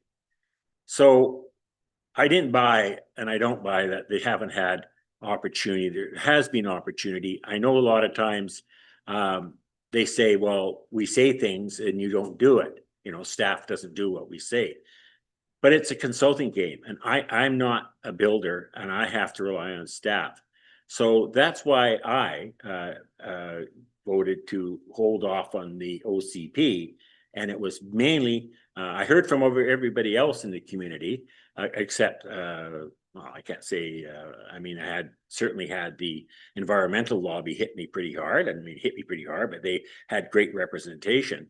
And then I asked one of the builders or designers in this town, I said, why didn't you say something back in the day? And they said, well, you know, you're right, I should have, and I didn't. And then a large voice today of not being consulted. So my mind was to go back and do some consulting. So when we get this thing through, I think we try and do, not perfect, it's not perfect, but we did our best job we could, consult with the people. And I made it a big effort personally to understand where these other groups are coming from. So that's why I changed my mind back in 2022. Thank you. Okay, I'm going to go back to Councillor Pearson, and then you'd ask a question and then I spoke at length. So I feel it should return back to Councillor Pearson, who had the floor at the time. I thank both of you. I thank Okay. both of you for your answers, and sometimes too. The same group is still opposed, the user group. The user group of the OCP is opposed to the DPAs. They're still opposed. I've heard that the OCP 2010 model, I'll call it the OCP 2010 model, is not as clear. It's more ambiguous, yet the community that employs hundreds and hundreds of our youth and young people in our community is still opposed to the implementation of the DPAs. And I heard it loud and clear. I heard it at the public hearing. I'm really still very confused that, you know, we get presented that the 2010 OCP was ambiguous, not clear, but yet they seem to would rather deal with that than they would the 9 DPAs that we're proposing to implement. And I'm stuck on that one issue overall, because it is a major economic driver in our community. It's not a special interest group. It's a wide variety of people. You know, we hear this community plan is for everyone. But when you have the user group, the people who actually will take that OCP and be using it on a day-to-day basis to create employment, to create enterprise, to move us forward, getting our plans done, building out our infrastructure, building out our commercial base, increasing taxes, increasing opportunities for youth, homeowners, childcares, all that comes from the development community. Everything that we create, it's not by us. And somehow they're not locking into this DPA, and it's troubling me from a fundamental user perspective. The other stuff that's in there, the environmental problems, the front end of the OCP, I'm on board with it. I'm really struggling with the DPAs because they're looking at that and going, oh man, how are we going to get things done? The costs. Greater Victoria Water District, I'm digressing a little bit. They're proposing $9,000 a door. And the development community across the board is saying, hold on a sec, $9,000 a door. You're talking about affordability. I worry about affordability with the DPAs in this OCP. It's a fair comment. And what was interesting is at the public hearing, a developer spoke about how, and said nothing's happened in the town center for the last 10 years. So we stay with the OCP that has done nothing for us in the last 10 years? I don't see how that makes sense to me. The other point I will add to that is in the town center, the Evergreen Mall had an unfortunate loss, managed to rebuild. The N.W. did a development permit for the outside of their building. The Royal Bank, which was a total loss, rebuilt into a standalone building. The TD Bank also rebuilt. Shoppers rebuilt. A church rebuilt. Down on Goodmere, we had a business expand into now 3 or 4 viable, solid businesses. And we also had, Coal Harbor side come out of the ground on the waterfront, as well as Westwind co-housing.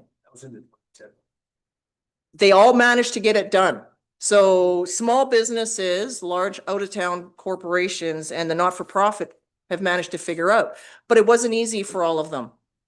And I heard conversations from them. What I have heard from is some developers at our town that are looking at Sooke, and they are parking their plans right now because they don't know which plan we are going with. And I'm not a mind reader. So we have to make a decision point. So it's like, okay, here's the plan and here's what we need you to do so we can go on and they can invest in our community like they want to. But right now we are in a constant state of flux and it's uncertain. So I would just, again, as I'm hearing this conversation here tonight, I am in support in moving forward with this. I think it'll free up our staff capacity to actually turn his mind away from the OCP and into development applications, the work that we hired them to do. And if we want, the land use can be a monitoring, and let's take an application as a test project and see where it goes through the different streams and where would it have ended up. I'd be curious. It's almost like a pinball machine, because that to me is what I feel development is going through right now, is you hit a trigger and where it lands, no one knows. And sometimes there's a win, other times it gets stuck somewhere. I'd rather not play pinball with development applications, people's livelihood, and have a more streamlined, straightforward process, start to end like a train, as opposed to some twisted maze you don't know where you're going to end up with. So that's where I'm at with this. So we're starting to circle a bit, but I would like to go to Councillor Bateman.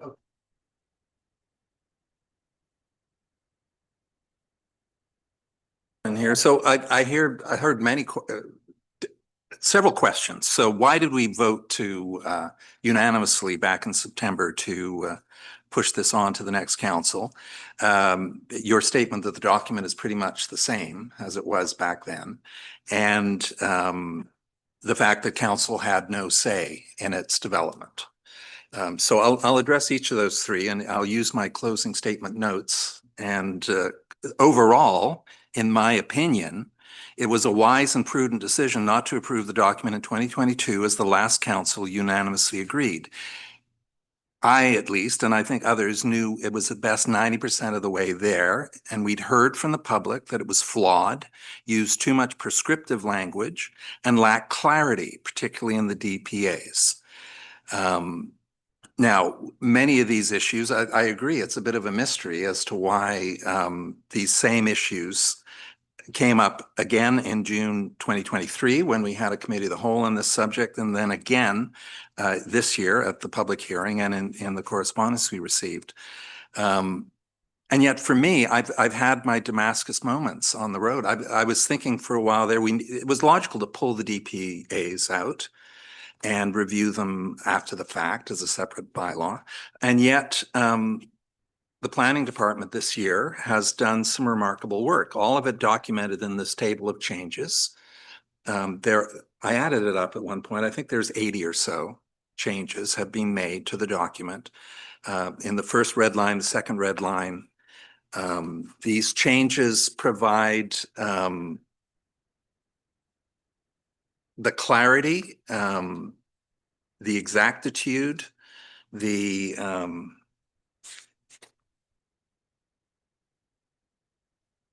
addressed document clarity, length, and language. There were mapping changes, costs of implementation, growth and density, alignment with the climate action plan, and particularly in the development permit areas. And that was where Mr. Riley and the Sooke Builders Association had this remarkable back and forth, where I had been requesting for some time now that when people bring in their perspective, that they reference chapter and verse of the document. That's really useful for addressing particular issues. So the Builders Association did come through with a full 6, 8, 10 pages of feedback, page references as well. And Mr. Riley gave feedback accordingly. That was in our October 27th package, the What We Heard package. And that just showed that that there were misunderstandings. And I think each one of those points were well addressed. And then the changes, many of them were made into this table of changes in the second red line. So to me, that is like a healthy example of how this relationship should be working, because there's no us and them here. It's like, as you've been saying, Kevin, Mr. Pearson, Councillor Pearson, this is an important, it's important for a professional relationship between the user group and the district. And I feel that over this last 18 months with the Builders Association coming into a more formal, it's been at least 18 months. Herb, how many? 2 years, possibly. This new relationship is taking shape, ideally. And maybe I'm naive about that, as with so many things. Okay, and what was the other question? Oh, it was about council's involvement. Well, interestingly, we, back in June 2020, we agreed with the staff recommendation to hire dialogue consultants. And there were, we received, I think, 7 or 8 applications. And they had done the Campbell River, Ladysmith, White Rock, North Cowichan OCPs and various other community plans, Tofino, University of Victoria, very experienced company. Our senior planner at the time had worked on the Colwood OCP with the project lead and other key principals on the team, which was quite a broad team with a transportation planner and geographic information specialists and others. Anyway, Dialogue made its first presentation to council in late July of 2020, and councillors provided input at the very outset. We were asked to answer a series of pre-prepared questions circulated to us in the agenda, and we each replied in turn and provided our perspectives on what we wanted to see in a new OCP. A week later, we selected the OCP Advisory Committee. Thereafter, in public meetings, whenever, and we routinely, there have been, I've added them up, 35 public council and committee of the whole meetings since 2015 on the OCP. So just, this has been a public, transparent process done with best practices. So at each of these reports came to us as the last council and this council, the phase 1, the phase 2, the public hearing materials and all the reports this year. And we have had the opportunity at each and every time. I agree that maybe we could have been more rigorous. I agree with Councillor McMath. Personally, I'm on a learning curve to this day, and it's going to continue ever after. Into the ever after, probably. Yeah. So I think my point is council has had opportunities, and we have provided direction all along the way. But the key point I want to make is that this community plan does not belong to council, right? It belongs to the community. And we've talked repeatedly about 2,000 touch points. That it's much more than just a number. The OCP consultants, we've engaged with the South Nation, School District 62, the development community. We've had participation from the Chamber of Commerce, Rotary Club, Victoria Residential Builders Association, Air Manor, Island Health, Sooke Arts, Fine Arts, Sooke Region Communities Health Network, Transition Sooke, Sooke Region Museum, Edward Milne Community School, and many others. And then we had the OCP Advisory Committee. Again, it's that we chose those people. Helen Ritz, I want to name them. Councillor Al Beddoes was our appointee, Norm Amaro, Terry Crystal, Steve Grundy, Ellen Lures, Linda McMillan, Simone Pula. These people are not lightweights. They are respected members of this community, each brought a wealth of diverse experience and expertise. And we selected them from a stack of applications. Yeah, and when it came time, Mrs. Lures, are you in the room tonight? Yes, when it came time to approve the document that they'd worked on with staff and the consultants and the public in a restricted COVID era grant you, but you had worked extensively. There was a 6-1 vote to move it forward to council, the one vote against being Mrs. Lures. And so be it. That's the wonder and joy of democracy in action. We can do our best to work towards a consensus decision, and the system is designed to allow dissent without throwing a critical community document like the OCP off the rails. So, did I answer those 3 questions? Okay. Bring them on. I think so. Thank you. I'll go to Councillor St. Pierre and then to McMath, and then I have just a final comment. Okay, so this will be a final comment. In terms of the user group, I'm actually really concerned about the user group because of what we heard from the users of the existing situation. We need to fix it. I think that, as has been mentioned many times, this is meant to fix it. As has been pointed out, trust is not necessarily there because, let's face it, there's been a lot of issues with the existing documents. They've had a lot of trouble so far. Why would they believe that adding more would make it shorter? Certainly that's pretty counterintuitive. I can understand why there'd be concerns on that level.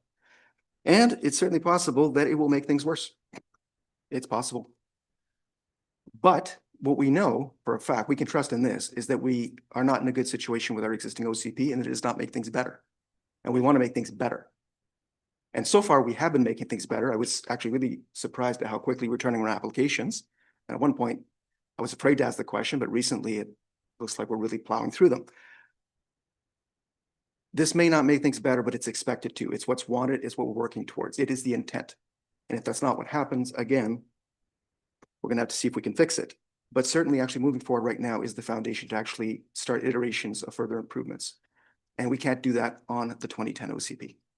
What's more, we can't actually, as far as I can tell, really make the changes needed by the time we need to have this done for the province. And then we don't know what's gonna happen.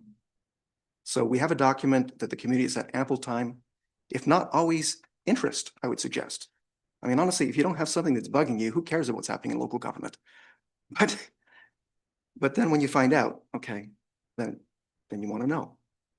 And even then, there's been more time. There's been many efforts. And like I said, a lot of people aren't in the room today. They could have been, and they could have been finding out and allaying their fears. But I guess they're hoping someone will report back to them, and I hope they do. As it stands, I think we just have to move forward. Thank you. Councillor McMath? I think people are very busy, so maybe they'd like to be here. But if the single biggest issue is the DPA language, and it's specifically within the development community, then we should still be addressing that, whether that's tonight or it's a different channel, which it sounds like that is perhaps the way that it's going to go, is that people in this group, including myself, then we need to go to that group and understand. So it is 2 things. Either it legitimately doesn't work, or there is a lack of clarity. Either way, it has to be addressed.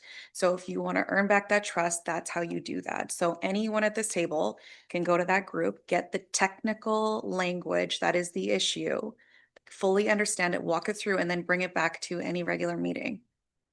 And then we can fix it right there in the bud, so it's not this long process, and then they still feel that their issues are being addressed. Yes, okay, thank you. And if they make sense for the community. I'll just add one final piece where residents were concerned about expropriating land along the waterfront. That is a valid concern, but it's not one we're pursuing. So there was a question asked, I think by Councillor Bateman, when have we expropriated land? I'm not aware of the district doing that. It may have happened along Highway 14 with the expansion project that occurred. But I can't speak to that. That was all between those landowners and the province when all that work was done. What I do know is that in previous terms, expanding the boardwalk was deemed to be a strategic priority. It was in the strategic plan to do that. It is not and has not been a strategic priority since I've sat in this chair. But moving students to schools and expanding the trail network has been. And that is where our focus has been, because we're trying to move young people safely around our community. And that has been done, and it's been met with success. The fact that we have walking school buses and young children from kindergarten up walking to school for the first time in a long time is a success. And we have a very strong trail user group that is exploring the community and is enjoying it. So I think that's a good thing. They were all done by grants with staff guidance, of course. When that would happen again would be strategic plan of the next council, perhaps. Then that would come forward to the public and be a public facing document, should they wish to do that. I can't say that they will or won't. It hasn't been a priority though.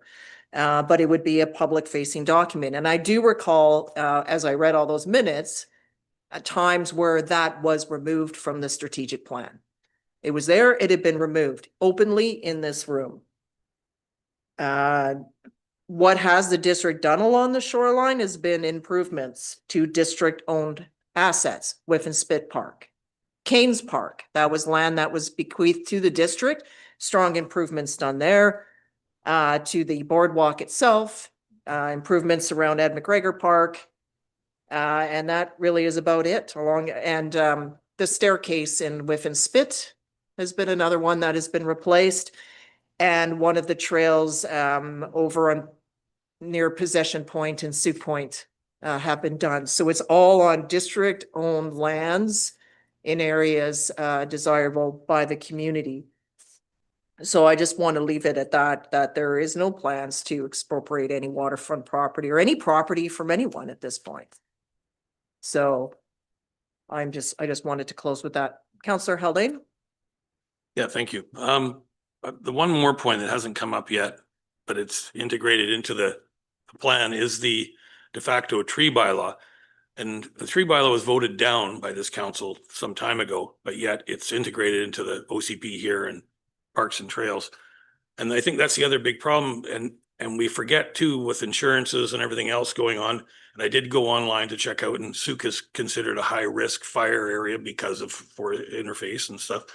It should not be up to us to decide whether people are entitled to protect their homes and their property. If people decide without an arborist, they'd like to cut some trees down that are near their house and home, thin them, do whatever they want. I don't think we should stand in the way of that. And a document that talks about tree protection and everything else shouldn't be done without, again, going through a process with the user groups and the people who own property and who want to protect their properties.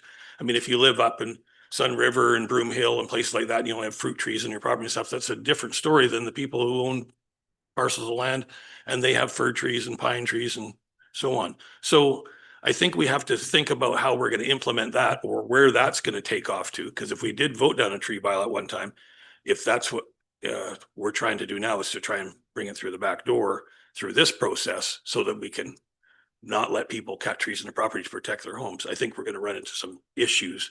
And that may be where some legal stuff comes from. And also the cost of hiring arborists and professionals to tell you whether you can or can't. It's going to cost enough money to hire people to come in there and drop these trees for you, at least the larger ones and stuff. So I think we have to consider that in the document as well. Maybe there can be some language or something I know we can't bring in new information at this point, but to see that in the document gives me some concern.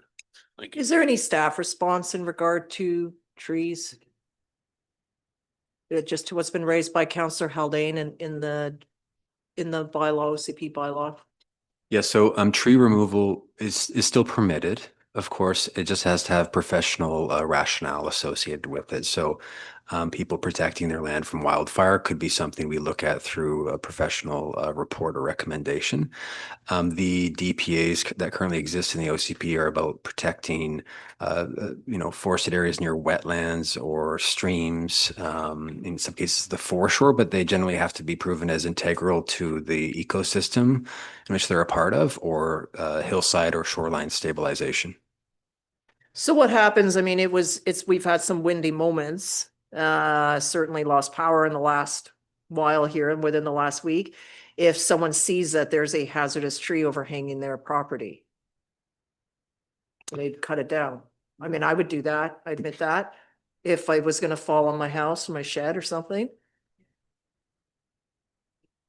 Well, I would deal with it if I saw it was, well, as long as it wasn't overlaying. I don't have power lines where I live, but if it's about to fall, then we have to deal with it. But if that's the case, I mean, it does happen, trees fall in Sooke in surrounding areas. What would be the intent there if they're hazardous? So is that a question? Yeah. Yeah, so if you had a hazardous tree, we certainly recommend speaking with a professional to cut it down. Yeah. And we have exemptions in our DPAs for hazardous tree removal. Okay, thank you. Okay, Councillor St. Pierre. Just as a note, most outfits that take down trees, they have arborists who would just, make an assessment on the spot and take it down. I don't think it requires an expensive report. You hire someone to take down a tree, chances are they have the certification to just do it. So I think Okay, I think we're starting to spin here. We do have a motion that's. Okay, Yeah. A question through you to Mr. The concept of proportionality has been discussed I can't find it offhand here, but that is a critical piece in terms of these professional reports. Is that correct? That in the case of a hazardous tree, for example, an arborist could come by and quickly say, yeah, that's hazardous, and gives you a quick email sort of approach. That's correct. Through the mayor. So we would be looking for minor works. We could look at a proportional report, like a one-page memo from a QEP, or just confirmation by email from an arborist that a tree is hazardous. We would save that to the property file and call it a day. For something more substantial, like a 40-lot subdivision and massive tree removal, we're going to ask for more substantial reports that are commensurate with the level of work that's being conducted. So a hassle a little bit for the homeowner, but hopefully not a big cost. okay. I'm going to call the question on this. There's been a lot of discussion. I'd like to thank members of the public and members of council for preparing for tonight. The motion has been moved and seconded, so I'm going to call the question on giving this bylaw third reading. All those in favor? And opposed is Councillor McMath, Haldane, and Pearson, so that carries on a 4-3. I'll move to the next part, and that council adopt official community plan bylaw number 800, 2022, November 2025. All those in favor? Or sorry, you have to move that first, sorry. Moved by Councillor St. Pierre, seconded by Beddoes. All those in favor? And opposed is Councillor McMath, Haldane, and Pearson, and that too carries. So that concludes our official community plan discussion. I would like to call for a brief 10-minute recess and then move right into our invited presentation here tonight from the RCMP. Thank you. So we will resume at 8 o'clock.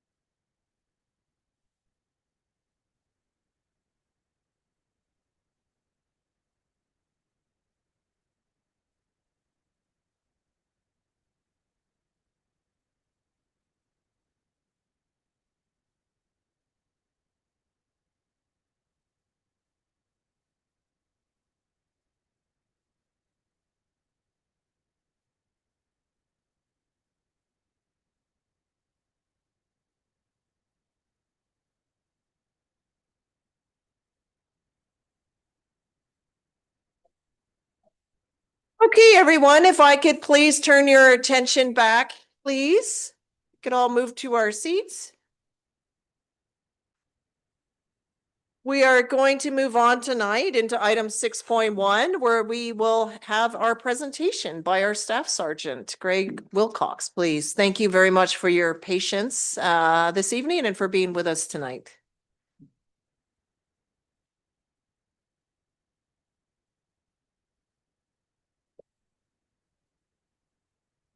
Good evening, Mary Tate and members of the council. Thank you very much for having me here today.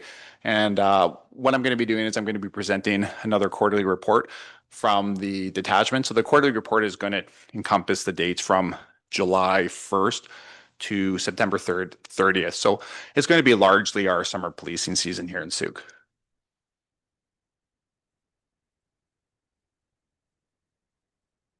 So just as a reminder for our annual performance plans, and I know council has seen this before, but sometimes there's going to be people or members in the public, or there's going to be people online that maybe haven't seen these. So I always like to reiterate them for what our goals are for the year.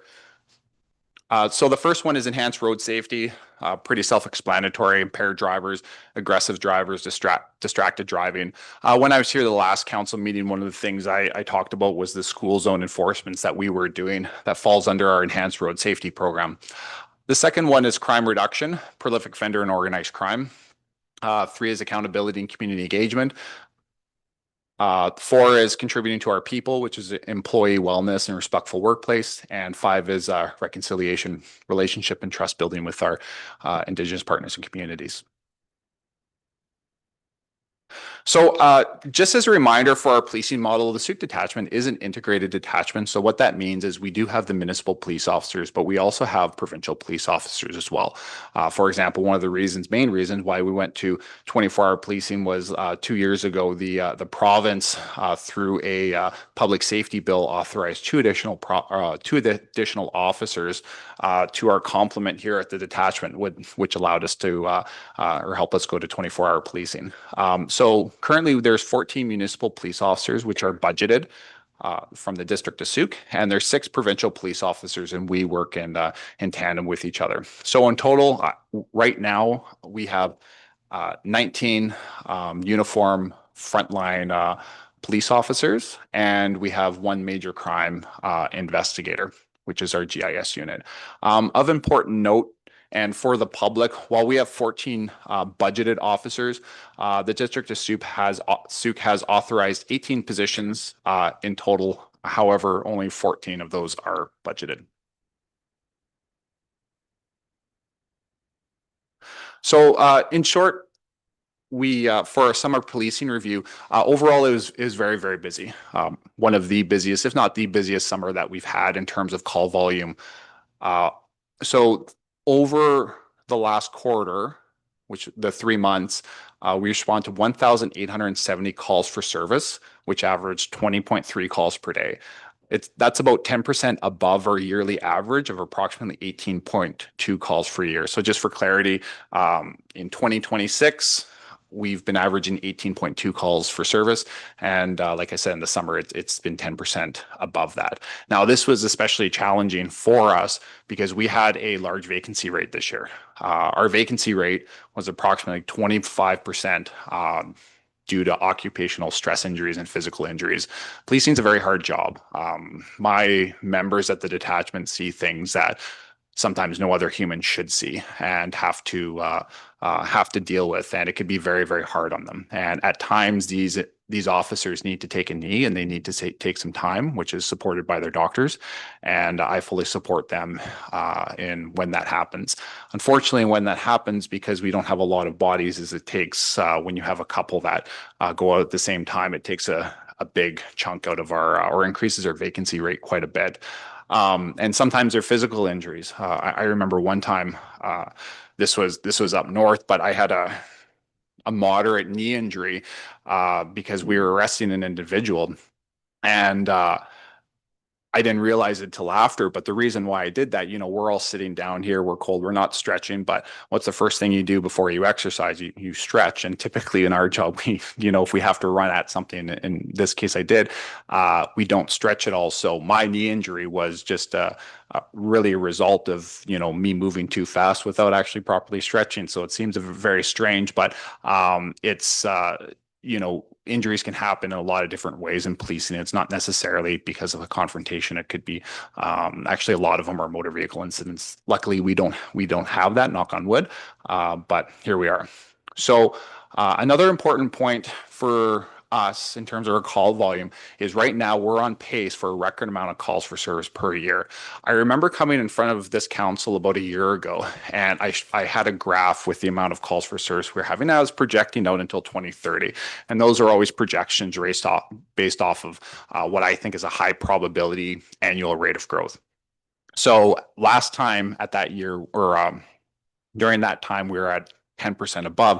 And I remember telling council, I don't think we're going to be in double digits next year. I think this was just, I believe the trajectory is up because of the population growth, but really, I don't think we're going to be double digits. Well, we are, and I'll get into that in a little bit. One of the things I can see that is a product of us just having more calls for services or self-generated calls for service were down this summer. I saw that in impaired driving, and I also saw that in our traffic enforcement. Now we have purposely do a lot of proactive enforcement in the school zones. That's for enforcement, absolutely, but it's also to show people that we're there, and usually that calms people down when they're dropping their children off in the morning. But for impaireds and our fines or our traffic tickets and warnings, we saw that was down, and property crime was generally up.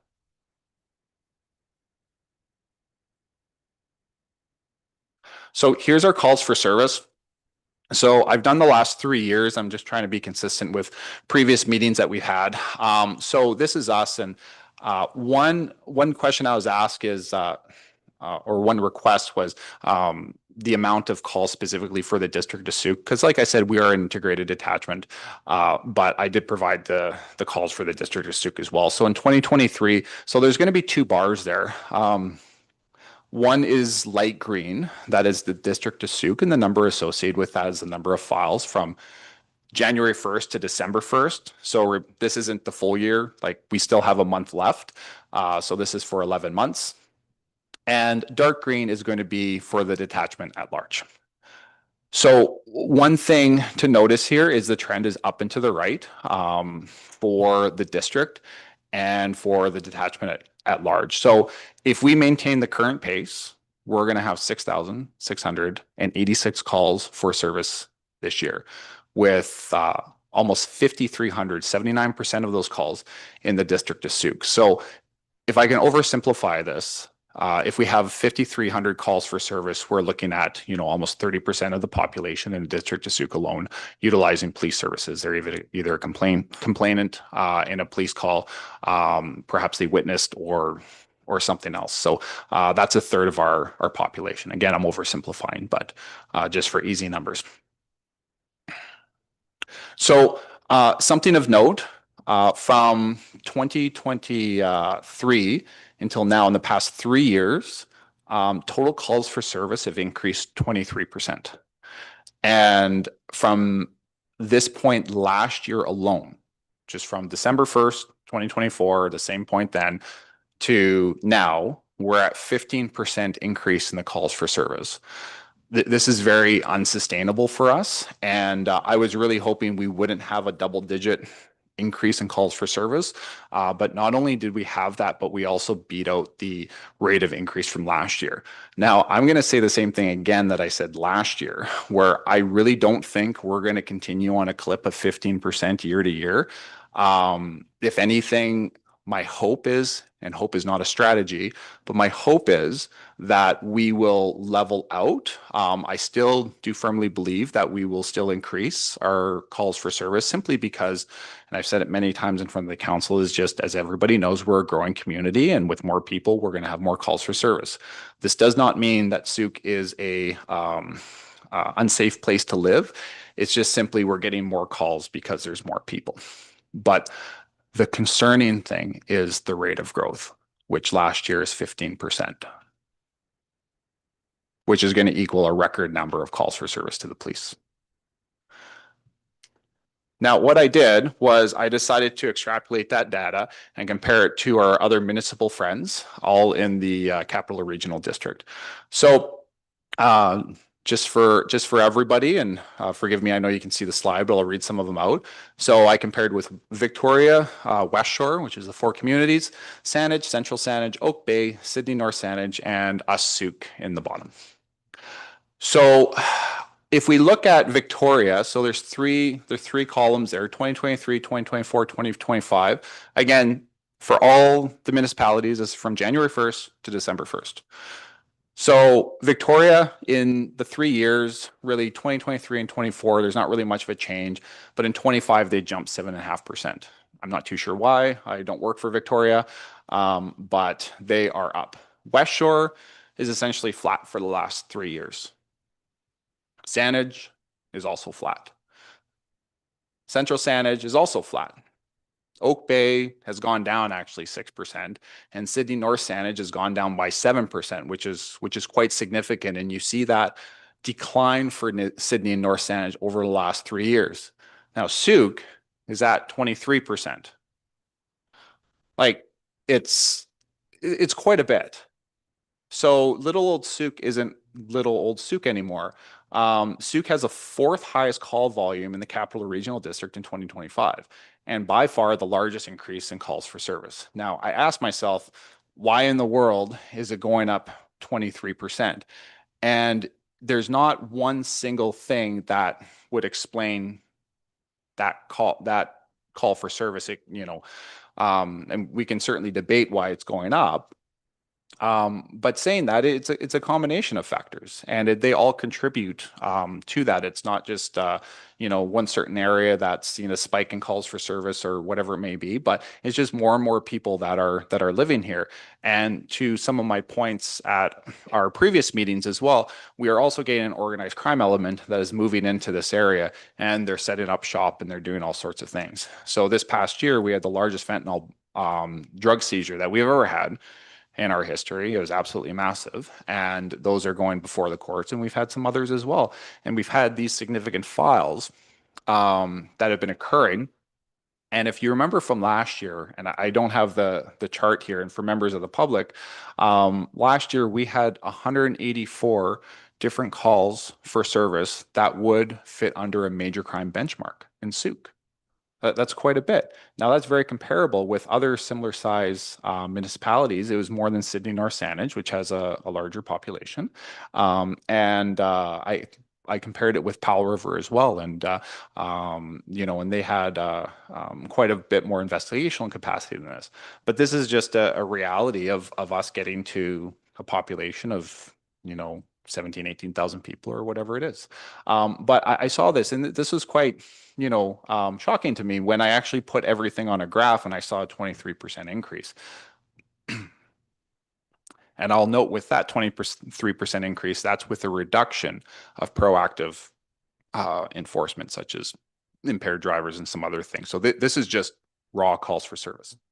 So let's get into the numbers a little bit. And here's impaired drivers. So this is our quarterly results for impaired drivers. Again, it's July 1st to September 30th.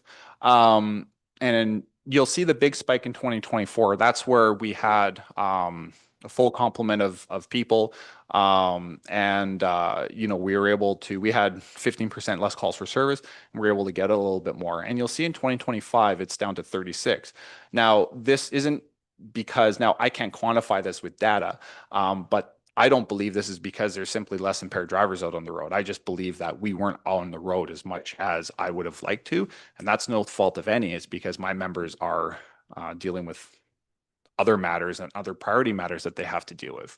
Now, one thing I want to mention, and this may seem a little bit silly, is and I won't go back to the first slide, but with 14 police officers, for most people, they'll see that number and be like, oh, there must be 5, 6, 7 police officers on the road.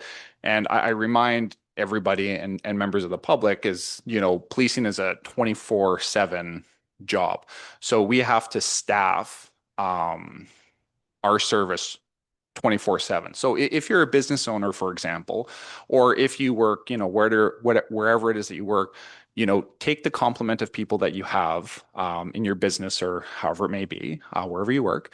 And then if it's an 8-hour workday, multiply that by a factor of 3. And that's how many people that you would need for that business to run 24/7. Or do the math as appropriate on where you are. But so when we have 14 police officers, and I remember I was at a budget, I was at a budget pop-up booth, and somebody came up to me and I asked them this question, and and they were quite passionate about speeders along certain roads and that sort of thing, mostly traffic concerns. And I agreed with everything this person said. Absolutely. I think we should be out more than what we are enforcing the Motor Vehicle Act. We just simply can't. And I asked this individual, I'm like, right now, how many police officers in the district of Sooke do you believe that are out responding to 911 calls right now? And, this is just an exercise. And, this individual told me, oh, there must be 6 or 7 of you out. And I said, what if I told you there's 2?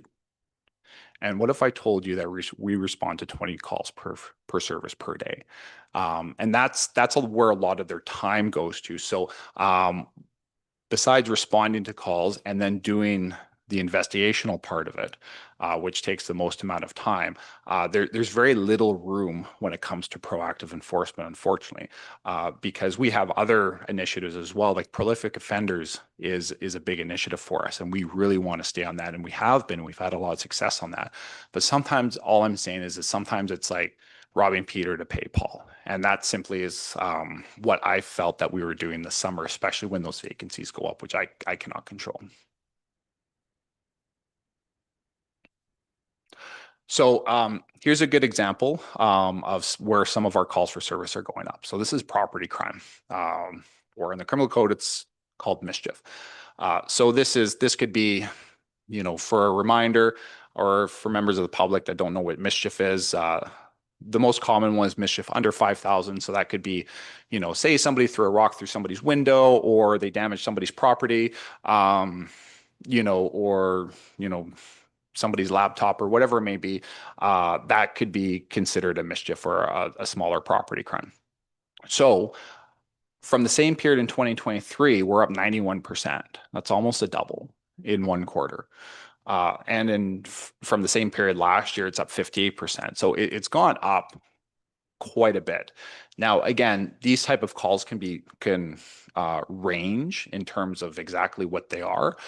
It could also be a loss of enjoyment of property. So think of like a neighbor with a very big like stereo system and they're blasting it all night. When it goes beyond the bylaw thing and you just can't sleep and you're losing the enjoyment of your property, that could be a mischief as well. But this is generally categorized as property crime. So we've seen a very big jump in this. So traffic violations. So this is a good illustration of how they've gone down from last year because we've been busy with calls for service from the public. So this past quarter, in quarter three, dates are above. We've had 43. That could be an actual ticket, or that could just be a written warning. And that's about 50% less than in 2024. I will add too with this doesn't include URSU violation tickets and warnings when they come into town. They have their own stats. This is just from the officers at the Sooke detachment. So motor vehicle collisions. People experience traffic every day when they're driving around going to and from work. So I thought this was important to put in here. So yes, there are more motorists on the road. The collisions have been largely flat for the last year from a quarter-to-quarter basis. But again, there's a big jump from 2023, and there's like with these type of offenses, they either happen or they don't. So I know you, Councillor McMath, saw a collision on your way here, and yeah, exactly, and they happen, but we've seen a 53% increase in the amount of collisions. Now, this is a quarterly basis, but from the same period in 2023. So I thought this was very interesting. I don't have an explanation for it, and there's not 53% more cars on the road, but this is what we have. So report to Crown Councils. This is a good benchmark or barometer for the amount of general charges that we're laying, criminal code charges. These aren't traffic tickets or anything like that. These are criminal code charges. It could be an assault. They could be theft. They can be,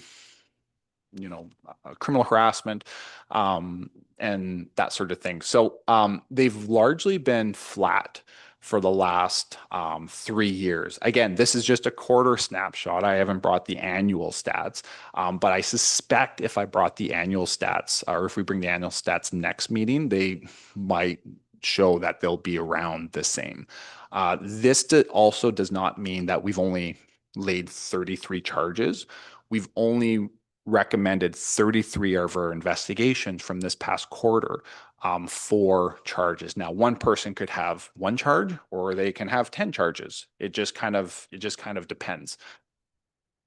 And I will say a lot of these aren't created equal. If we're charging somebody for breaking a window, like for a mischief, for example, that's not a very labor-intensive investigation or Crown Council. We can typically have that done in the better part of a shift. But if it's something more intensive, like a domestic violence assault or a sexual assault or a drug trafficking charge, those things can take, tens, hundreds plus hours. When I was on major crime for a number of years back in Kelowna, I remember I had files that I've worked on for multiple years.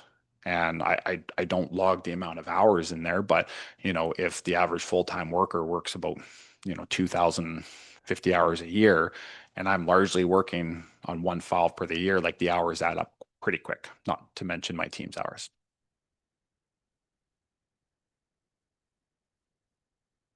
So this is our outlook for 2026. And the biggest thing to consider is simply just the more volume of work that we have. So like I said, I think the calls for service will remain elevated, but I'm really hoping that that rate of growth decreases. Now, I can't predict the future, but I can't see it compounding at a double-digit rate every year. But if it does compound at a low to mid-single-digit rate, we're still going up, and that compounds quite quickly. Population growth and development will continue to increase, and I have to factor this into my future service delivery planning. As a result of really the last 3 years, especially this past year, I have to do a core policing service review to determine our capacity and to determine if I need to collapse some of the services that we're delivering right now, so we can deal with the most important calls for service that are happening in the community right now. So with current resourcing levels, a likely outcome will be a service reduction to maintain our critical core policing.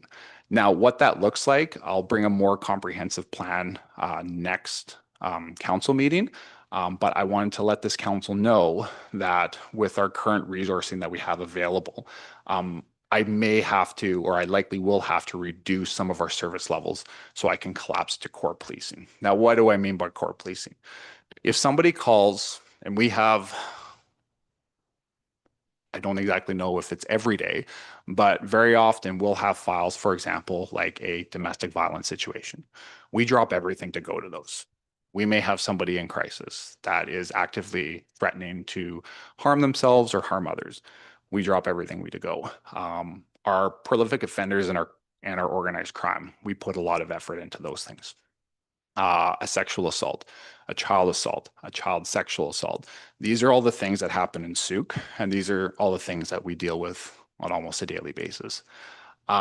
Those are more important for our core policing than attending some lower probability, lower risk type files, which is sad for me to say, because when somebody calls the police and they say, hey, like, my car was broken into, or somebody stole this, or did a property crime, and we can't attend right away, or we can't attend at all because we're dealing with these other matters. My 2 officers that might be working tonight, or district or municipal officers that are working tonight, and they have to deal with a very serious domestic all day. It's hard to address everything. Sooke and the people of Sooke want a police officer to show up when they call. And we have done that for years and years. But with a 15% service increase, I have to rob Peter to pay Paul in order to maintain our core policing service levels. Again, what that looks like, I will have a better plan or a more comprehensive plan at our next meeting, and present that to council, because right now our year hasn't ended and I'm still trying to analyze all the data that we have. And I'm here for questions. Thank you for your presentation and for being here tonight. It is helpful that we do receive these on a quarterly basis, and then it flows into service planning. Any questions? Go ahead, Councillor St. Pierre. Thank you very much for the report. And obviously, well, sobering in some ways. My question has to do with the initial chart where you showed a comparison of various communities, and somewhere basically the numbers are either flatlined or going down and so on and so forth. I couldn't help but note, we're looking at Saanich, East Saanich, sorry, Saanich. Here it comes. I'm gonna have to read them, okay? I can't even remember them or say them. North Saanich, Oak Bay. We're looking at communities that are obviously really established, not necessarily a lot of growth, so on and so forth. And you mentioned a couple of times, Sooke growing community.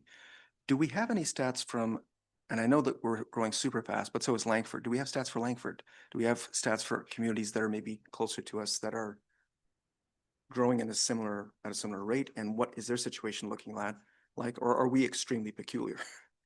I'm just curious about that piece. Yeah, it's a really good question. And when I did West Shore as a totality of all the communities, just for more to make it less of an eye chart and just to put it in there. I can't say specifically as, for example, View Royal is growing necessarily faster than Colwood. I would suspect if the last 3 years, this is just calls for service, right? The last council meeting, I brought in showed the Stats Canada chart where their crime severity index in Sooke is up 40% roughly since 2020. When calls for service, like for example, West Shore, they have 24,000 calls and change up until December 1st. Obviously, those type of calls can range. Maybe they have more serious calls this year than they did last year. I didn't dive that deep into the data. But I certainly know that an area like that is growing. And I don't know why Victoria is necessarily up 7.5%. I don't know if they've really grown that much. But the big takeaway from this chart is, Sooke is catching up. So Sydney North Saanich, to your point, is not, correct me if I'm wrong, but it's not really growing that much. Neither is a place like Oak Bay or Central Saanich. Maybe there's some growth there. I don't know, but I don't think it is. But typically, there's mention, I can't remember which counselor said it, but 15 years ago, Sooke was 11,000 people, and it was smaller than Oak Bay, and now we have more people than Oak Bay, and that shows like why we have almost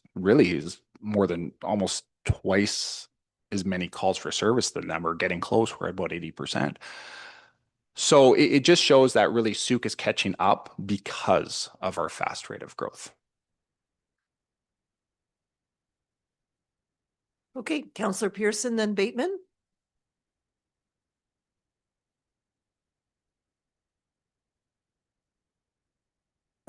Your priorities. Number 2, you've got organized crime. Can you expand a little bit on organized crime? Like, I think about Sooke not having organized crime, but what does that mean to you, to us? That's a really good question. Thank you for that. So typically when I were to say something like organized crime, and unfortunately we're very Hollywoodized. I don't know if that's a word, but we're just desensitized to what we see on the TV or what the news. So when I say organized crime, people may think of an outlaw motorcycle gang. People may think of a very, that sort of thing. It could be cartels, it could be triad, very well-known types of agencies. And so not to get into, I can talk about this for quite a while, but there's different tiers of organized crime. So what we've noticed here is that because Sooke is smaller and it has a less police presence, we have these criminal enterprises that are moving out of Victoria, West Shore, and they could be localized out of Victoria, they could be regionalized on Vancouver Island, or they can be part of one of these larger groups. And think of it as like a large business. If you have, I'll pick on Amazon for example. It has its corporate structure and its corporate office. It has all its warehouses, and it has all these, like, its organizational chart goes down to, the delivery driver that's delivering your package to your house. And that's very much the same with organized crime groups. They have a specific org chart where eventually there's going to be some level. It might not be a high level, but it could be a lower mid-tier level that's working here. And I know this because we're seizing their product. I did mention a 3.5 kilogram seizure of fentanyl that we did a media release on it, I want to say about 6 months ago. That's not a mom and pop shop. That is a sophisticated enterprise, and that's really, really big money. So what we're noticing is that these groups and these individuals are moving out here. And they're running away from the Victoria drug sections. They're running away from the target teams. They're running away from the major crime sections, and they want to have less policing pressure on them. It doesn't mean that they don't necessarily have less policing pressure, but certainly in Sooke, they're not in Victoria's or West Shore's back door. And we've seen this in a lot of other communities that are, especially if they're right next to a larger center. Langford had this, 20 years ago, and people moving out there. So those are who we're seeing out here, and we're dealing with.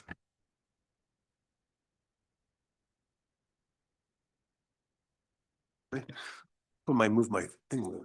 So when you say District of Sooke, we had 6686 and 5300 proper, we're in Sooke proper. How do you calculate that? Do you use like GIS, like our GIS system? Like, so if you go up Otter Point Road and you get to the 6600, whatever the block is there, and you're in Otter Point, does that count as a Sooke or?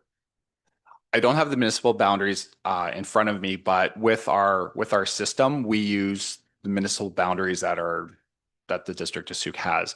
And each address or each area is codified, whether it's in the municipal area or their in their provincial area. And it's really, at the end of the day, for any provincial or federal or local government, it's all about, you know, the properly capturing all the stats that happen, because the District of Sooke doesn't want to be paying for things that are happening in Jordan River, for example, and the provincial area doesn't want to be paying for things that happen here. Now we're an integrated attachment, and there's a lot of benefits to that. Yeah. If it was just us, and you know, I have 6 provincial policing officers that are stationed out of Sooke for free, you know, and they work in Sooke and they deal with things in Sooke, but they're paid for by the province, and we all work together, and that's why we have the 24-hour policing. Okay. And then my last question is on traffic collisions. You say that traffic collisions are up 53%. I don't hate to admit this, but recently I was involved in an accident, and I called the police, right? Because it was what I thought was a fairly severe accident, and they said, no, we're not coming. So do those just, they're not in your stats? I hope they didn't say that. If they did, maybe we'll talk offline. That's pretty much exactly what they said, Yeah. but I called 911 and I said, you know what, somebody's been hit here, you know, in a collision, 2 cars. And basically said, can the people walk? Are they okay? Can they talk? You know, and talked. I mean, the call taker was extremely professional. Said, well, unless there's a car blocking the road or something like that, no, we're not coming. Yeah, okay. No, and I mean, it seemed like to me it was a fairly significant collision. So that obviously I wasn't there, but I suspect it's going to be a collision. There's kind of I guess a boundary. I don't know if that's the right word for it, but any collisions that are deemed under $10,000, and especially if and I don't know if in your case that you can move off to the side of the road and it's not blocking traffic. You know, sometimes police won't get called to that, or like a fender bender. If you're going into Langford, for example, there's a sign there that says if you're involved in a fender bender, move over to the side of the road. So under the Motor Vehicle Act, the main thing is in situations like those, you know, for both drivers to exchange information. Now, it sounds like in your case, it was a little bit more than that. You know, I would suspect because of the amount of people that we had working that they could have perhaps been at something else. And that's the problem that I have, is because in something like that, especially say in your case, maybe there was, you know, maybe there was a vehicle blocking the road, you know, or required some sort, maybe the other driver didn't have a driver's license and that would require a police response. But if we were at, say, like a domestic disturbance, which is one of the highest risk files that we can go to, because it typically involves somebody that's vulnerable, you know, in the household, whether there's a victim or a child or whatever, then we miss those. And that's my big issue, is because with, you know, we're going to get 6,700 calls for service this year. We're having a hard time going to all of them. Counselor Bateman? Yeah. Well, thanks for that presentation. I'm absolutely shocked by that number. The 22% increase. We're growing at 2% per year, population-wise. And my thinking was with 24/7 service, we would be seeing flatlining. So something is severely wrong here. And I think one of the things would be your cop to pop ratio. With that kind of number, 6,700 calls for service, you're nowhere near your desired 1 to 1,000 calls. I think it must be. Yeah, that's a good point, Councillor Bateman. So the average for the province, and this is 2023 stats, is 1 police officer for 805 people. Right. Now that's an average. And right now we are at, if I'm using, I believe it was I'm trying to recall my math that I did a couple months ago, but if we use a 3.5% annual rate of growth for our population, this year we have one police officer for every 1,323 people. 300. One police officer for every 1,323 people. If you look at the provincial data from 2023, which is a public document from the Ministry of Public Safety, in 2023 is one police officer for every 1,200 people. So it's a lot, and it's only getting worse. So we have these 4 additional officers in the budget, but it's difficult to find officers. Is that correct? If you budget me the officers, I will find them. I thought, so we have budgeted you 18 officers and you've got 14. I've missed this. Oh, yeah, no, that's okay. It's a little bit, so the district of Sooke only budgets for 14 police officers. So what happened last year, and I'll certainly go over this during the budget meeting. But what happened last year is I asked council back up. We have 14 budgeted police officers, but we're authorized for 16. So that means there's 2 extra positions that are authorized by the district of Sooke. They're just not paid for. And this is advantageous for me because it allows me to be creative with our staffing and kind of backfill, because I'm always going to have somebody that's off. There's going to be somebody on mat leave or pat leave. There's going to be somebody with injuries or whatever have you. I also save money when we have a recruit and that slippage, so they don't get paid full salary. So I save the district of Sooke money when we do have a recruit. Saying that, last year, the motion was granted to increase our authorized allotment from 16 to 18 positions. So this year, I have 4 positions that are authorized. They're just not budgeted. But that was critical from last year because that allowed me to start finding our major crime section. So you do, we're taking a lot of heat over these tax increases, right? And your service, of course, is a significant part of that. I think, I know 10% over the last 2 years. So come budget time and we need, you need to take this great verbal presentation, put it down on paper and ensure that we have the ability to fully look at this, because we're getting a lot of feedback. So we definitely need you on side to sell the service, right? Not, that's perhaps the wrong language. Maybe not to sell, but I think just to to really provide it. because- value Yeah. upsides. My final question relates to one of the incidents. Oh yes, I was thinking bad guys are coming to Sooke, and yet we have a GIS unit now. And I thought the word was going to get out and bad guys were busting your fentanyl labs. And so you do publicize bus once things have reached a certain. Yeah, certainly when there's a public safety concern or there's a reason for the public to know, we will. I can tell you there's a lot of things that we don't actually publish just because there's certain operational reasons where we can't. I like to be as transparent as I possibly can to the public because I want the public to know, what's going on in their community and things that they can do to keep them safe.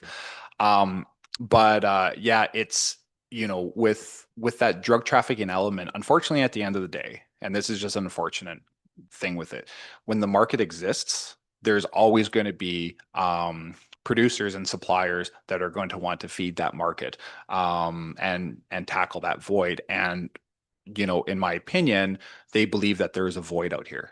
And they're coming in for that. And unfortunately, it's on the backs of the people that live here.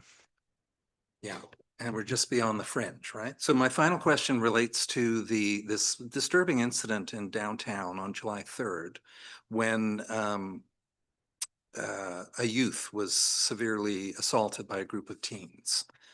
And your thoughts. We have a decision to make at budget time regarding the foundry and upstream intervention for kids who are straying off the path and need some guidance. And so what is your direct experience of these kinds of upstream intervention services as opposed to proactive policing? Here's a way to perhaps lessen your caseload. Yeah, my experience with that is more in Indigenous communities when I was working up north, working with the bands in the different nations in order to help individuals like get treatment, counseling, whatever their needs are. One of the benefits that I've seen, and I don't know, I'm familiar with the programs, but I'm also not familiar with them, so it's hard for me to comment specifically on those.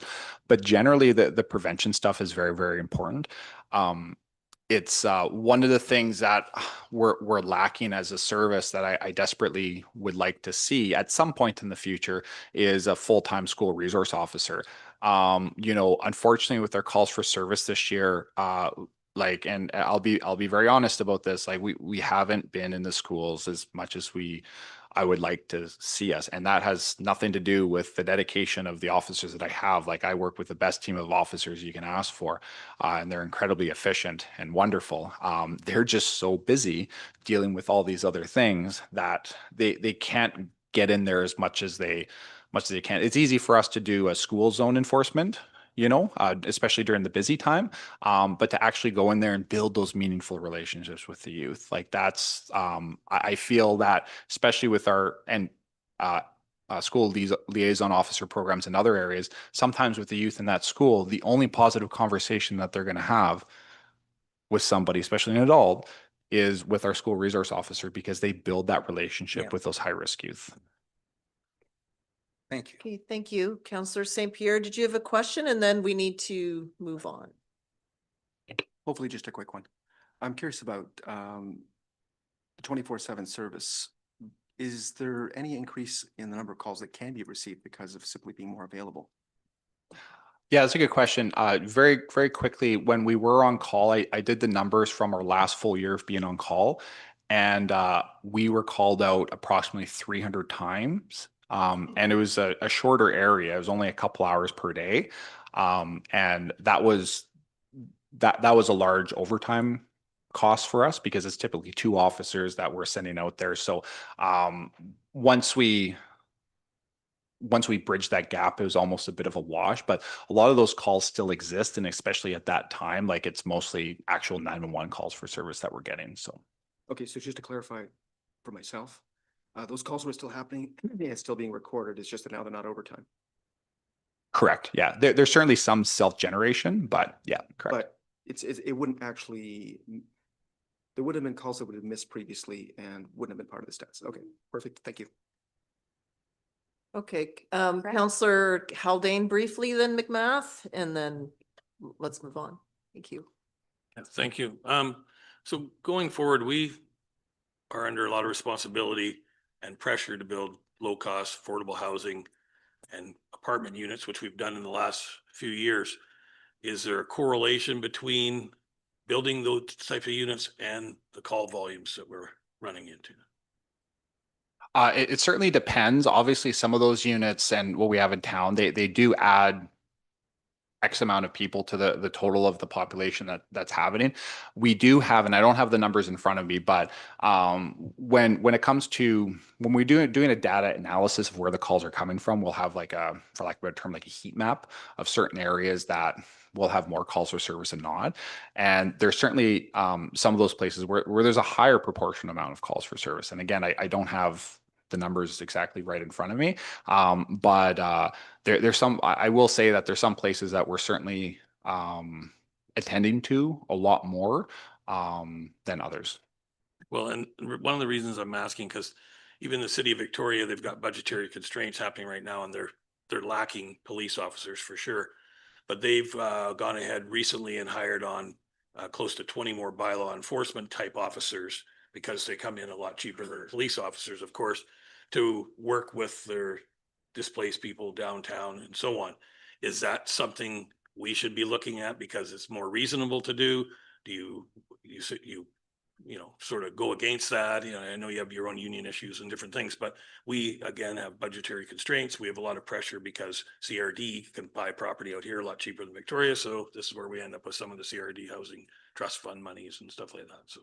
Yeah, it's a really good point in Victoria, and I certainly don't want to speak for them, but they have essentially community peace officers or bylaw officers. The cost for one of those is a lot less than an actual regular member, and part of their duties is to foot patrol and that sort of thing in the downtown core and address, vagrancy issues, property crime issues, and really have a visibility. And that it looks like it's working for them in Victoria. One of the big distinctions that we have here is we don't have a downtown district. And with those types of services, we would also complement those services with a bike patrol.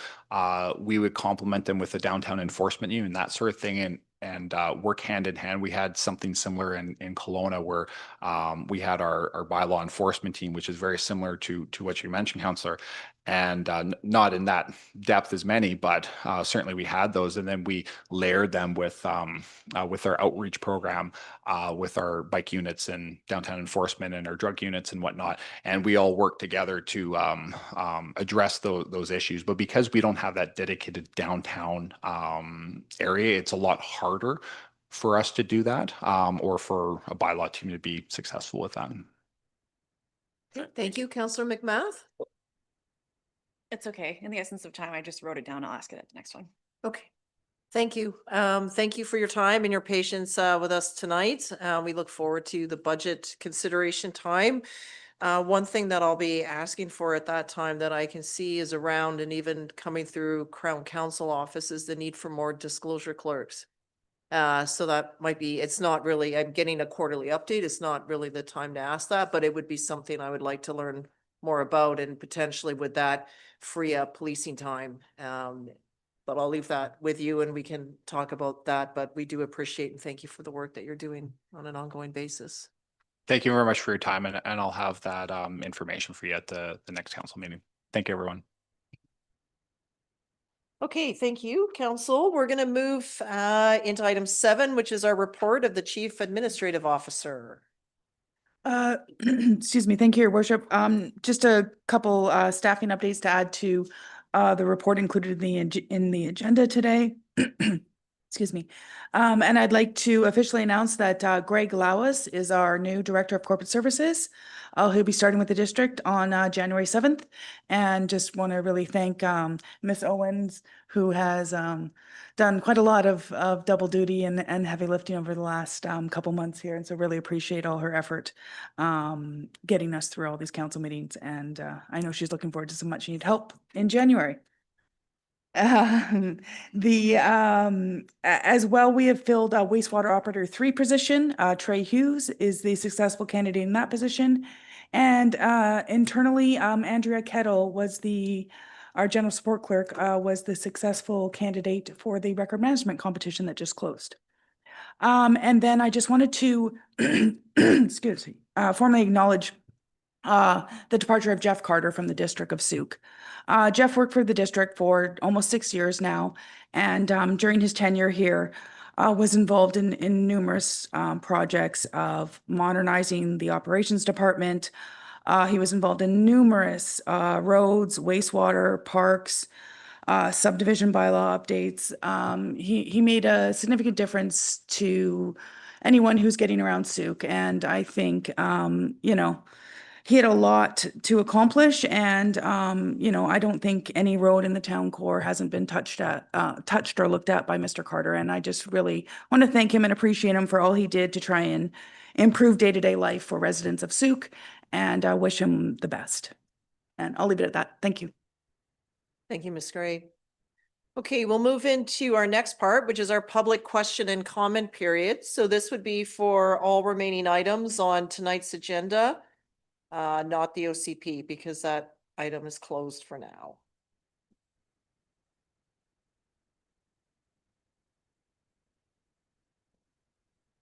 Oh.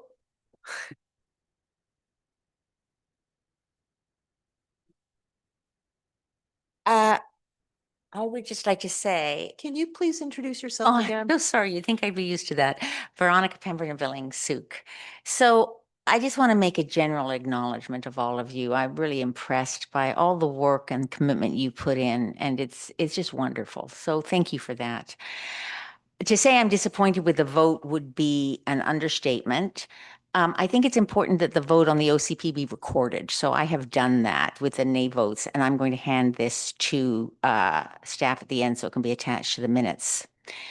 I'm very concerned because I do think Mr. Riley was either dishonest, disingenuous, or misinformed. again, No, I think it's important, Thank you. the ceded territory. I think it's important. We've all talked about misinformation That's and enough. we've passed Thank a you. doc.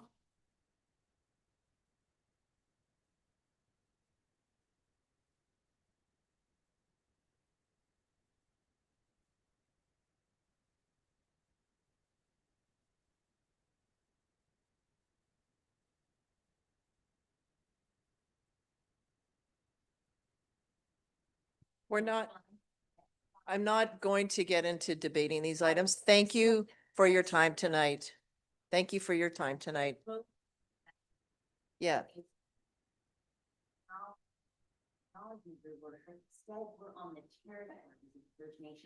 And it's just not true. Okay, I will be continuing to give that land acknowledgement at every meeting while I'm sitting here. Thank you tonight.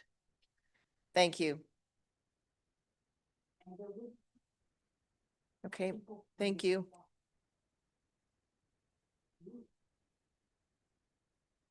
Okay, our next speakers, please, and the votes are always in the minutes.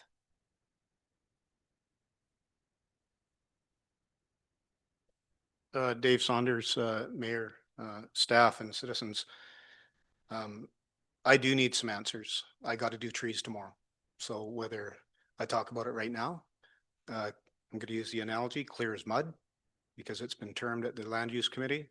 The conversation about professional arborists here this evening was completely incorrect. Completely incorrect. There was misinformation.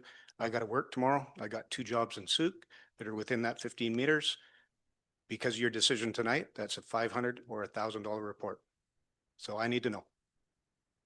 And if I I'll have ask to, if there's an answer from staff on this to address Mr. Saunders' work tomorrow morning. I can, well, so to that, Madam Mayor, Mrs. Mayor, if I have to come to City Hall, that's an additional cost to my customer. No, I appreciate that. So that's why we're going to get an answer for you right now. Okay? Perfect.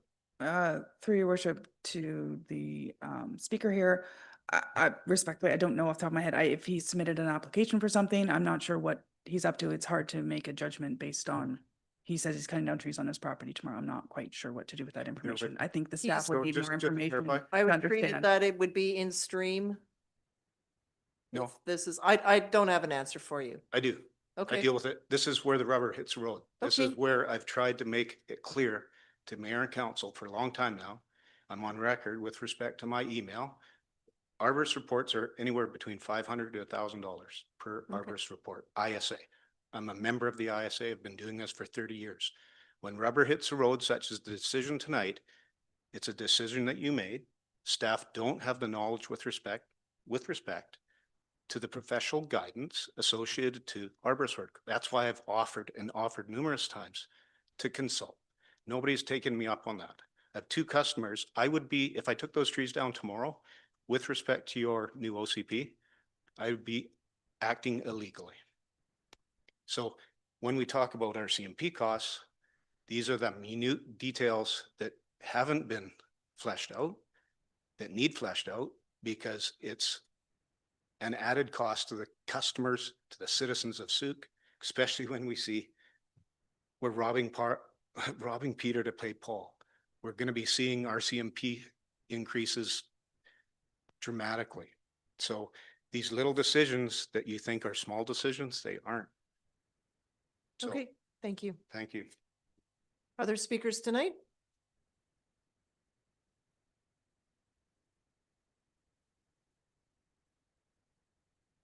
Dave McClyman, Sooke. I hope that I'm referring to a Fred Brown letter that he submitted to the district. So I just have some comments on that where that I do agree with some of his letter of it doesn't look very good, but other parts of it I do not agree with. And I was hoping that we could, I don't want it removed. Some of that equipment my father and myself donated and we actually used, and my grandfather, Elmer Stolth, created that. So I was wondering if there's a way of, cleaning it up. I did volunteer my time years ago with some other contractors. We cut some trees down and clean it up and put some crushed rock in there. So I'm not sure what you guys are, going to decide on tonight. I'm hopefully not removing it, but my comments would be, I would like to work with the District of Sooke to try to improve it. I believe it belongs to the museum, those pieces of equipment. I talked to someone at the museum today, and does it sit on Department of Highways land?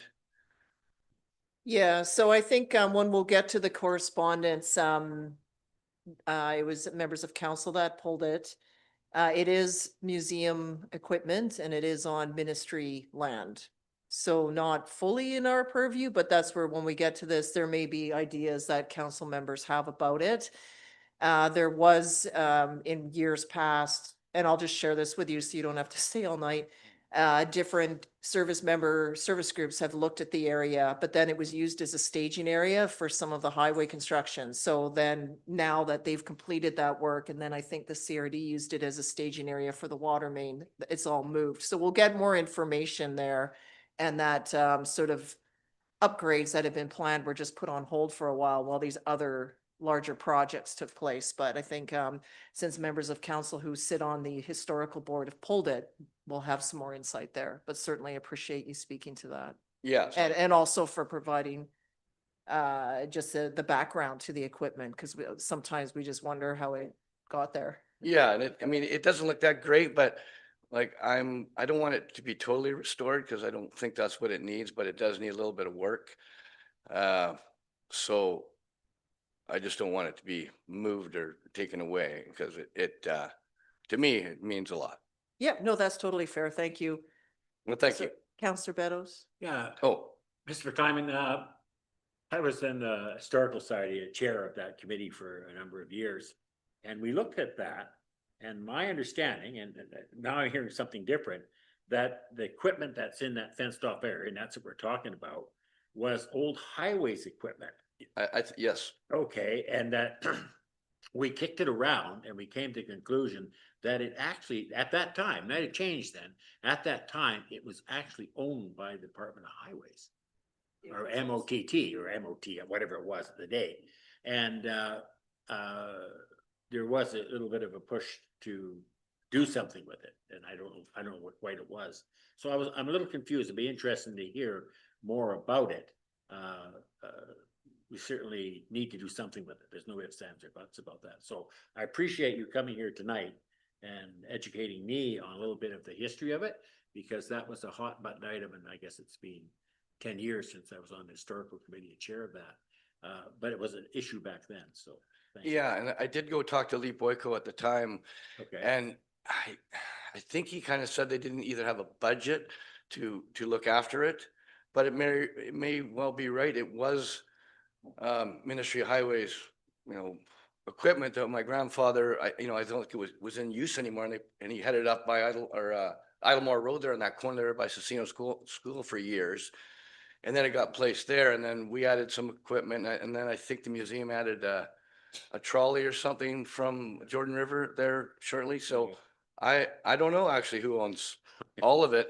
I talked to Donnie Eve today about it, and she thought that the museum owned it. And so I don't know. It'd be interesting to actually know, because Yeah, I don't know anymore now. I doubt if any documents were signed over. No, I think. But they might have donated them too, so I'm not sure, but it sits on Ministry Highways property, so. We'll suss it out anyway, but thank you for that. Okay, well, I'd Thank be you for- happy to help and donate some time to help look after it.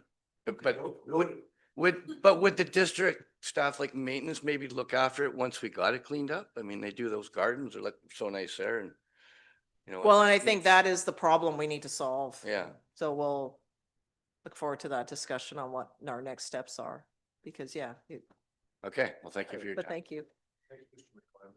Is there anyone else in the gallery that would like to address council? Thank you.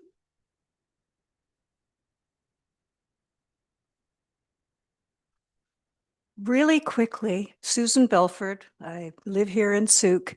Really quickly, I want to thank each and every one of you for working through some very challenging issues over the past years, and I thank you for making sure that the voices of fear and bigotry did not prevail. Thanks.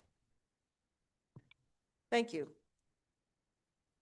Okay, so we're gonna move on to our a consent agenda, which is item 9, and that would be that the following items on the consent agenda be adopted by consent. 9.2, 9.3. So that's moved by Counselor St. Pierre and seconded by McMath. Any discussion, anything you would like to pull? Counselor Bateman, I'd like to pull 19S. 19S will go to the next regular meeting. Yeah, and 23W. 19S and 23W. Okay, thank you. And we'll move on to our Oh, next. you know, and I think I will, Sorry, I need to call a question, right? can I just quickly pull one more? Sure, 20. 20, Yeah. perfect. Okay, thank you, Counselor Bateman. So I'll call the question on this. All in favor, please? Any opposed? That's carried unanimously. Next up is our report section and budget 2026 service level overview for corporate services. Apologies, Mayor, my computer just rebooted. Could we skip to 10.2 and I will come back to that once my computer comes back up online? Yes, there was a request for a break? Or that'll work as well. Or do we want, okay, I'm hearing agreement for a break. So it's 9:02, 9:07, recess it until 9:07?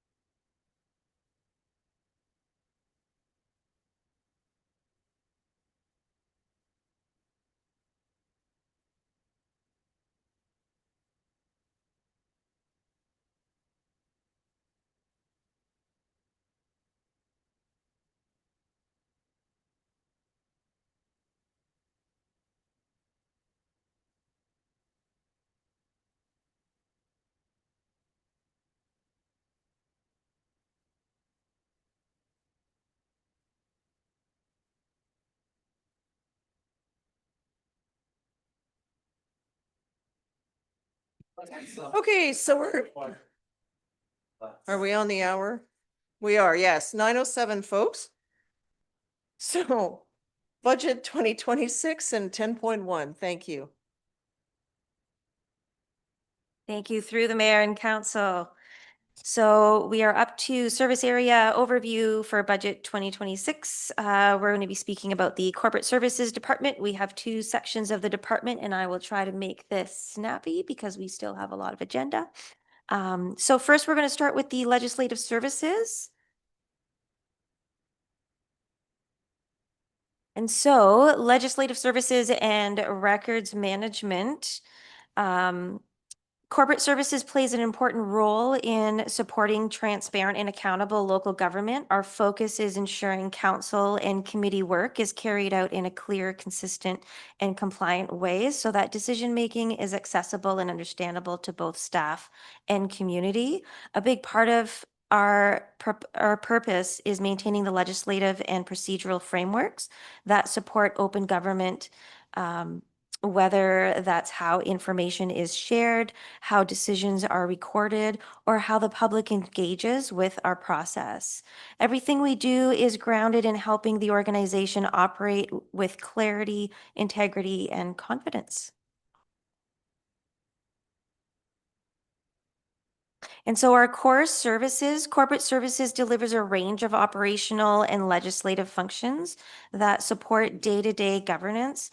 Practically, this means coordinating council and committee meetings, managing bylaws and policies, overseeing our records and information systems, and processing all FOI requests. We also administer elections. We provide procedural and administrative support across departments, whether that's helping with contracts, corporate approvals, or ensuring staff have access to the information they need to do their work. These functions keep our corporate systems organized, compliant, and operating smoothly. And so in terms of personnel and budget, our corporate services team is small but manages a wide range of responsibilities across the organization.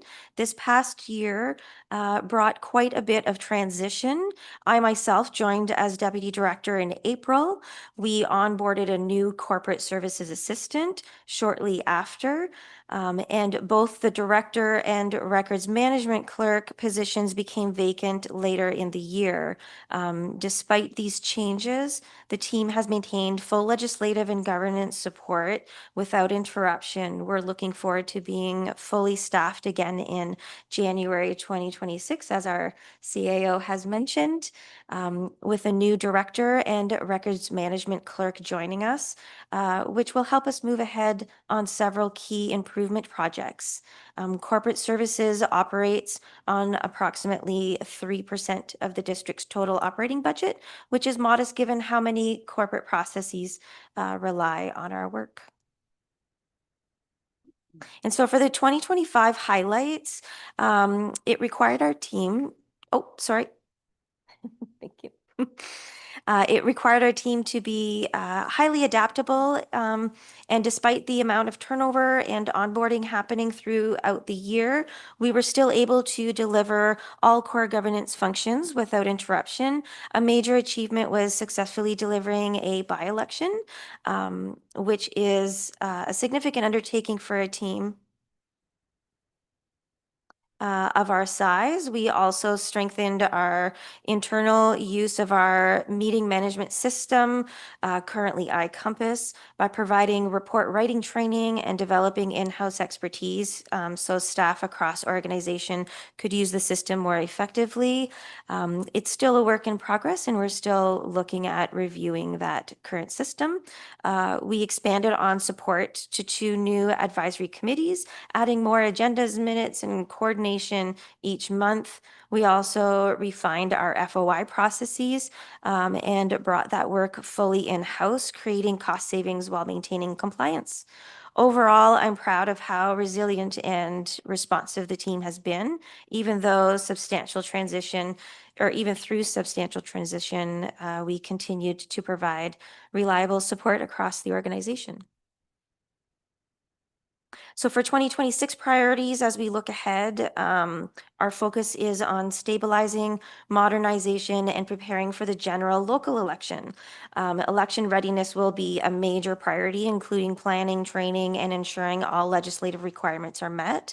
We'll also be reviewing our meeting and agenda management tools, either optimizing the current software or exploring alternatives to give staff and council a more reliable, efficient system. Another key priority is strengthening our records management program by developing a comprehensive manual, standardizing naming conventions, and providing training across the organization. We'll be improving our resolution tracking so departments receive clear direction and can follow up on council decisions more efficiently. And finally, we'll continue advancing bylaw consolidations and policy work along with additional staff training to support consistent and timely drafting across departments. And so looking at our service drivers and challenges, when we look at the pressures facing corporate services, a few themes stand out. Our work supports many areas of the organization: bylaws, records, contracts, council, committees, FOIs, policies, and elections. So as the community grows, the demand of our services grow as well.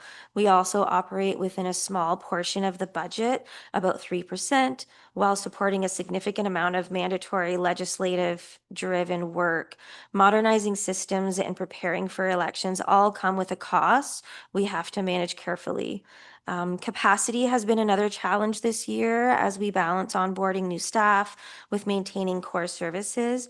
Many of our functions rely on single positions, so vacancies or absences have an immediate impact. Building cross-training and redundancy will be important moving forward. Despite these pressures, the team has kept things running smoothly, and with a fully staffed department in January 2026, we'll be well positioned to take on other strategic improvements we've had to defer. And so just a few key indicators. Our key indicators give a good sense of volume and pace of work handled by corporate services this year. The email numbers that we are providing here only reflect what comes in to corp@sooke.ca. We also monitor the public hearing inbox, FOI requests, and the elections inbox, as well as our own account. So the actual communication load is much, much higher. We supported a full meeting schedule. You were there. With over 92 meetings planned and 73 meetings held. So a few were canceled, but that also means we have to submit notices for that.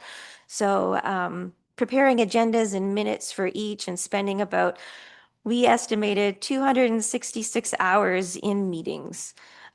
These include council, committees, statutory meetings, and special sessions. We also processed 37, we're up to 37 now, FOI requests this year, which is significant given the complexity of many files and the staffing transitions we were managing at the same time. Altogether, these indicators highlight the volume and variety of work our team manages to keep corporate governance running smoothly. In terms of what we heard, community feedback this year highlighted a strong desire for transparency, accessibility. Sorry.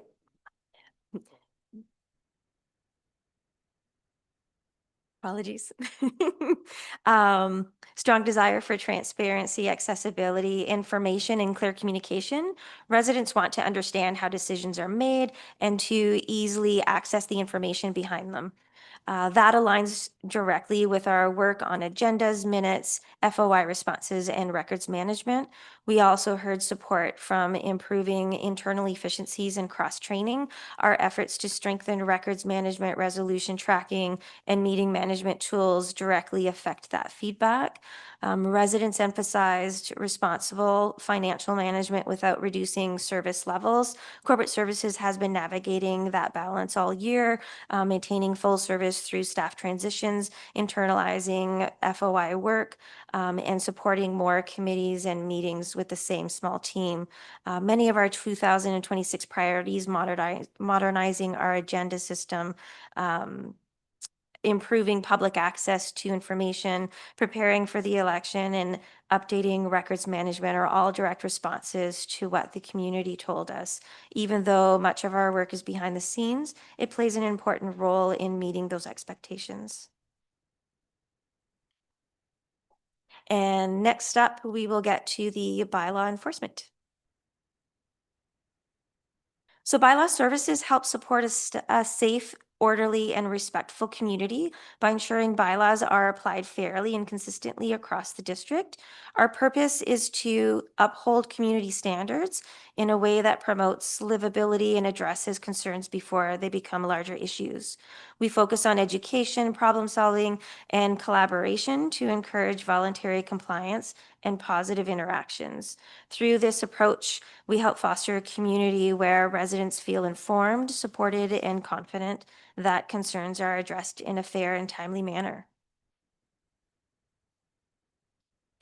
Bylaw Services supports community safety through a range of activities, starting with public education. We spend a lot of time helping residents understand bylaws, noise, property standards, parking, and general conduct, and often that information alone resolves concerns before they escalate. We also respond to complaints by receiving, triaging, and investigating issues with a strong emphasis on voluntary compliance. Most files are resolved through conversation and education rather than enforcement. Business licensing is another key responsibility. We review applications, coordinate internal approvals, issue licenses, and ensure ongoing compliance. Our officers are highly visible in parks and public spaces, conducting routine patrols to monitor safety concerns, overnight sheltering, and vandalism while building positive relationships with residents. We also support emergency and special event operations, working closely with fire, RCMP, and operations to ensure safe and coordinated responses. So the personnel and budget, our bylaw services team is small with a director of corporate services providing oversight, one bylaw enforcement, two who also handles business licensing, and two bylaw enforcement one positions.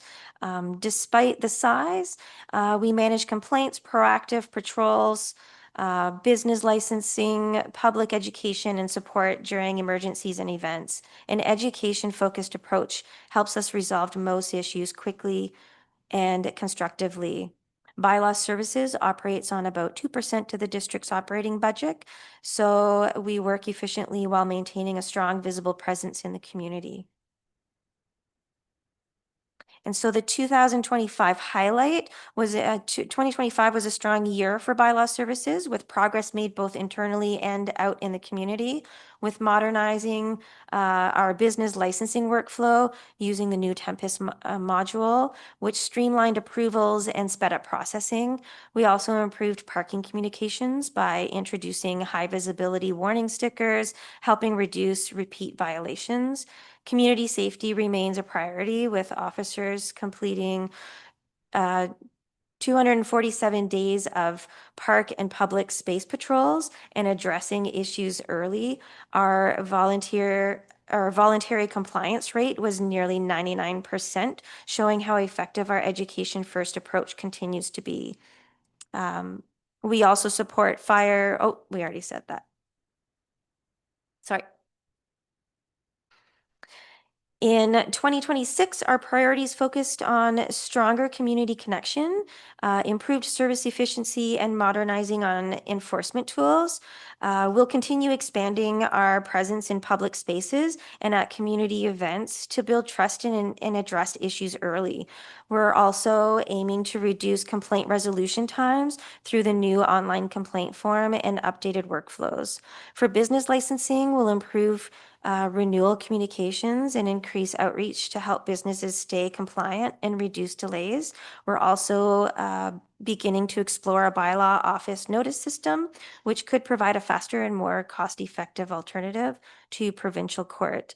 And finally, we'll continue investigating in staff, or investing rather, in staff training, particularly in safety, de-escalation, and mental health awareness as the complexity of calls continues to increase. In terms of service drivers and challenges, we're seeing increased complexities in the types of calls we're responding to, particularly those involved in homelessness, mental health, and public space safety. These situations require more time, coordination, and specialized training. Like other departments, we face financial pressures. Equipment, training, and enforcement tools are becoming more costly, while expectations for service remain high, even though we operate with a small percentage of the overall budget. Capacity is also a challenge with a small team and no auxiliary staff. Even short absences can impact response time or proactive patrols. As call volumes and complexity continues to grow, cross-training and building internal capacity will be essential.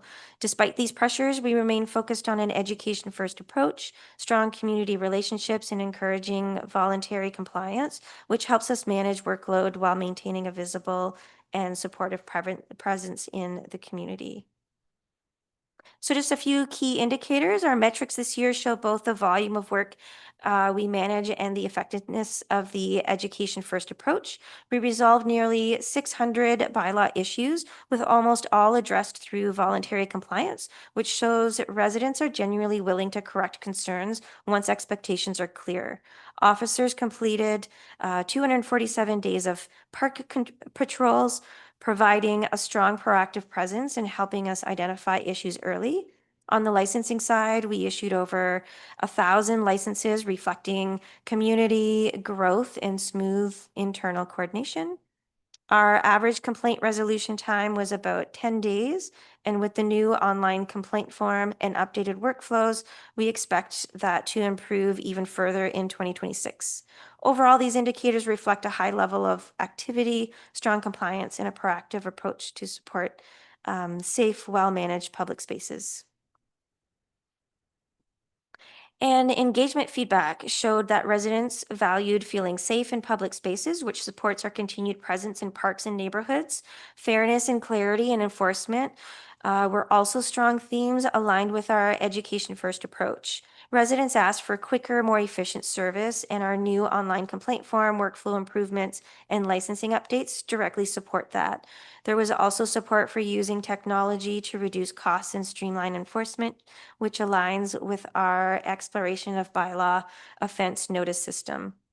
Overall, the feedback confirms we're moving in the right direction: greater visibility, clear communication, fair enforcement, and modernized tools. So in closing, both corporate services and bylaw services play essential roles in supporting good governance, community safety, and organizational stability. With our work,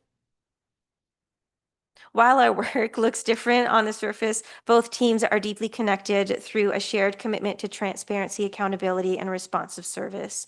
As we move into 2026 with fully staffed teams and modernized tools, we're well in position to continue strengthening our support for council, our colleagues across the organization, and the community we serve. Thank you. Oh, sorry. Okay, thank you very much for your work and both of the presentations and the departments there. So I'll put the motion forward then that council receive the service level overview report and presentations for information. Moved by Councillor St. Pierre and McMath is seconded. Questions or any comments from Councillor St. Pierre? Go ahead. Just a quick comment. Thank you very much. And I was curious about technology. Technology was mentioned as a way to achieve better service. Is that also being considered for FOI responses? Because it feels like it might be possible, but I don't know if the technology is actually there. Just curious. So there isn't really any current technology for FOI. Some of the technology, it does require other staff members, so it would rely heavily on IT. So then we would have to pull on IT in order for them to use their mechanisms to, it really does depend on unfortunately what the FOI request is. Sometimes it is extremely unique and it has to go from department to department. So there really isn't something there, but where we expect that there's going to be some efficiencies is with the new records management clerk coming on board. We're hoping to actually provide a little bit more of that workflow so that it's not just with the corporate services assistants who of course are in a lot of meetings and such.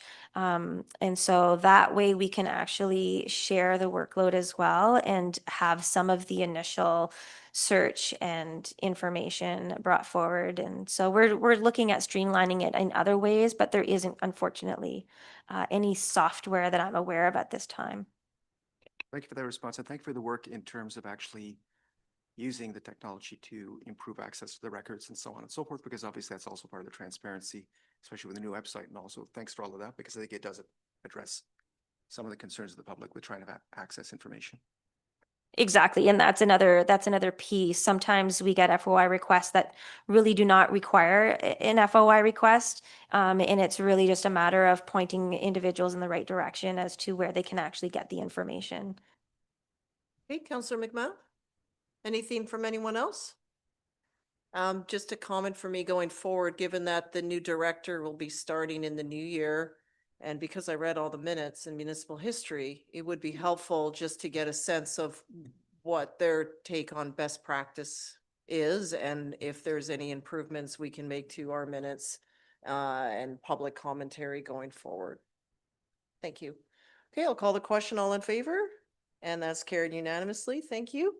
The other part is that council have staff bring forward to the budget 2026 deliberations any financial impacts arising from service overview discussions. Moved by Councillor St. Pierre, seconded by Beddoes. Anything from either of you or anyone else? Nope. All in favor? And that's unanimous as well. Okay, next up is our annual appointments to various committees. So I'll run through these. This is interesting because we need to insert names. So the first one being the Victoria family. Maybe what I'll do is just I'll ask counselors to raise their hand and then we can go from there. The first one being the Victoria Family Court and Youth Justice Committee. Okay, seeing no one else, there is a method to, Councillor Bateman has termed out, but if there is no interest from anyone else, we can reappoint him. So okay, good. So we'll have that council appoint Councillor Jeff Bateman as the District of Sooke's representative to the Victoria Family Court and Youth Justice Committee for a term commencing January 1st, 2026 and expiring at the inaugural meeting on November 2nd, 2026. And that council appoint Councillor Kevin Pearson as the District of Sooke's alternate representative to the Victoria Family Court and Youth Justice Committee for a term commencing January 1st, 2026 and expiring at the inaugural meeting on November 2nd, 2026. Okay, that's moved by Councillor St. Pierre, seconded by McMath. All those in favor, please. And that's carried unanimously. The Vancouver Island Regional Library Board. Councillor St. Pierre is interested? Okay. Okay. Well, I mean, I'm the present rep. I've only been 1 year. Yeah, well, I think 1 year, it's been a controversial year, I must say. I'm sure they'd like to see me move on. I've been a bit of a thorn in their side. But I have a better understanding of the process now, so I'd like to stay on another year to see it out. Okay, Yeah, alternate? Okay. So how about that council appoint Councillor Al Beddoes as the District of Sooke's representative to the Vancouver Island Regional Library Board for a term commencing January 1st, 2026 and expiring at the inaugural meeting on November 2nd, 2026. And that council appoint Councillor Tony St. Pierre as the District of Sooke's alternate representative to the Vancouver Island Regional Library Board for a term commencing January 1st, 2026 and expiring at the inaugural meeting on November 2nd, 2026. Right. Moved by Councillor Bateman, seconded by Pearson. All those in favor? And that's carried unanimously. C Park, Sooke and Electoral Area Parks. Counselor Beddoes is still remaining interest. Yeah, I'd like to finish out my term Okay. there. Reason being, we've got the skate bar part in going. We just did the strategic plan, and I'd like to see it out for the last year. Okay, and I don't remember who the alternate was. I think it's Kevin. I think I am. Are you comfortable remaining as the alternate? Okay. So that council appoint Counselor Al Beddoes as the District of Sooke's representative to the Sooke and Electoral Area Parks and Recreation Commission for a term commencing January 1st, 2026, expiring at the inaugural meeting, November 2nd, 2026. And that council appoint Counselor Kevin Pearson as the District of Sooke alternate representative to C Park for a term commencing January 1st, 2026, expiring at the inaugural on November 2nd. All those in, we gotta move it. Moved by Counselor Bateman, seconded by McMath. McMath. All those in Or favor? St. Pearson, yeah. And that's carried unanimously. Don't worry, it's coming. To the South Island Reconciliation Advisory Committee, I would like to remain on as chair and finish the term. So move. Okay. So that council appoint Mayor Maya Tate as Sooke's representative to the South Island Reconciliation Advisory Committee for a term commencing January 1st, 2026, expiring at the inaugural meeting November 2nd, 2026. And that council appoint Councillor Tony St. Pierre as Sooke's alternate representative to the South Island Reconciliation Advisory Committee for a term commencing January 1st, 2026, expiring at the inaugural on November 2nd, 2026. Moved by Counselor Bateman, seconded by Counselor St. Pierre. All those in favor, it's carried unanimously. The Sooke Region Historical Society, Sooke Region Museum, Counselor Kevin Pearson. That council appoint Counselor Kevin Pearson as liaison to the Sooke Region Historical Society for a term commencing January 1st, 2026, expiring at the inaugural meeting on November 2nd, 2026. Moved by Counselor St. Pierre, seconded by McMath. Counselor McMath. All those in favor? And that's carried unanimously. I don't know why it's so hard to say tonight. West Shore Arts and Culture Center Intermunicipal Committee. Counselor St. Pierre? Surrender this role and allow another of you to understand the vision for the West Shore. Give it a go, Tony St. Pierre. Okay, that council appoint Counselor Tony St. Pierre as Sooke's representative to the West Shore Arts and Culture Center Intermunicipal Committee for a term commencing January 1st, 2026 and expiring at the inaugural meeting on November 2nd, 2026. Moved by Counselor McMath, seconded by Counselor Bateman. All those in favor, that's carried unanimously. Thank you. New business items are none. The next one is correspondence 12.1. So we'll start by that council received the information by Counselor Pearson, not St. Pearson, and seconded by Counselor St. Pierre. Okay, go ahead, Counselor Pearson. We heard from a speaker tonight. Yep. You have the floor.